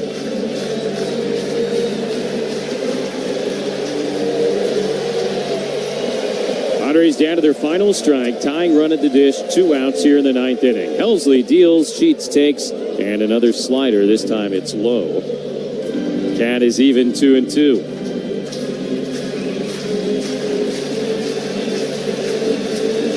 Game 1 of 4 here in St. Louis has been wild. 30,000 plus on their feet at Busch. Here's the 2-2 swing, and he just got a piece to foul it off behind home plate. Another slider that's backing up way off the plate. As a left-handed hitter, that's got to be tough, right? Because you're expecting it to come down and 100%. In, and then all of a sudden it's floating away. You see it spinning like it wants to come back towards you, but it's going the other way. That's how you get a lot of guys looking at that backup slider, because it's moving away, and it's your eyes and brain are just not computing it. 2-2, the pitch. Sheets swings and misses at a ball in the dirt. Picked up by Pages. He'll tag him out. That is strike 3 in the end of the ball game. So Helsley works a scoreless ninth, and a wild night at Busch comes to a close with the Cardinals ahead 9-7. We'll take a break, come back, give you some final thoughts and the totals on the Padres Radio Network. Hello, this is Craig Gio from Anthony's Fish Grotto. While our favorite ball club chases the pennant, Anthony's won the pennant from the Union Tribune Readers Poll as San Diego's best seafood restaurant. So join us in La Mesa for the best in seafood dining. Hey players, things are about to get real here in San Diego. Introducing the all-new Jamul Casino Resort. With a 200-room hotel tower, exciting new eats and drinks, plenty of new places to play, and a luxe spa and salon. Hello, rooftop pool and deck. It's where players can play their hearts out and enjoy all the perks that come with it. It gets real this summer at the all-new Jamul Casino Resort, the players' place. Learn more at jamulcasino.com. Hot damn! Twisted Tea Hard Iced Tea just got harder with Twisted Tea Extreme, the hard iced tea taste you know and love.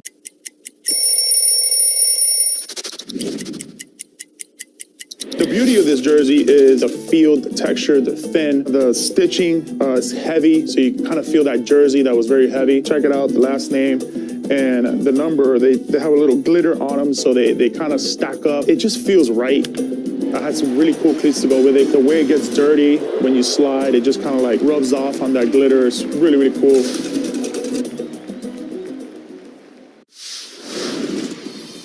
I feel like food and sharing a meal with someone is a universal language. You can't go to a ballpark and not have a nice hot dog. So if I'm at the ballpark, I'm gonna get a nice heavy glizzy. You gotta have chili on there, you gotta have cheese. If your hot dog isn't bending in the middle because it's like about to fall apart, then you're not doing it right. So you gotta have a glizzy and then something cold, whatever it is, beer, lemonade, you gotta have something cold to wash that hot dog down with.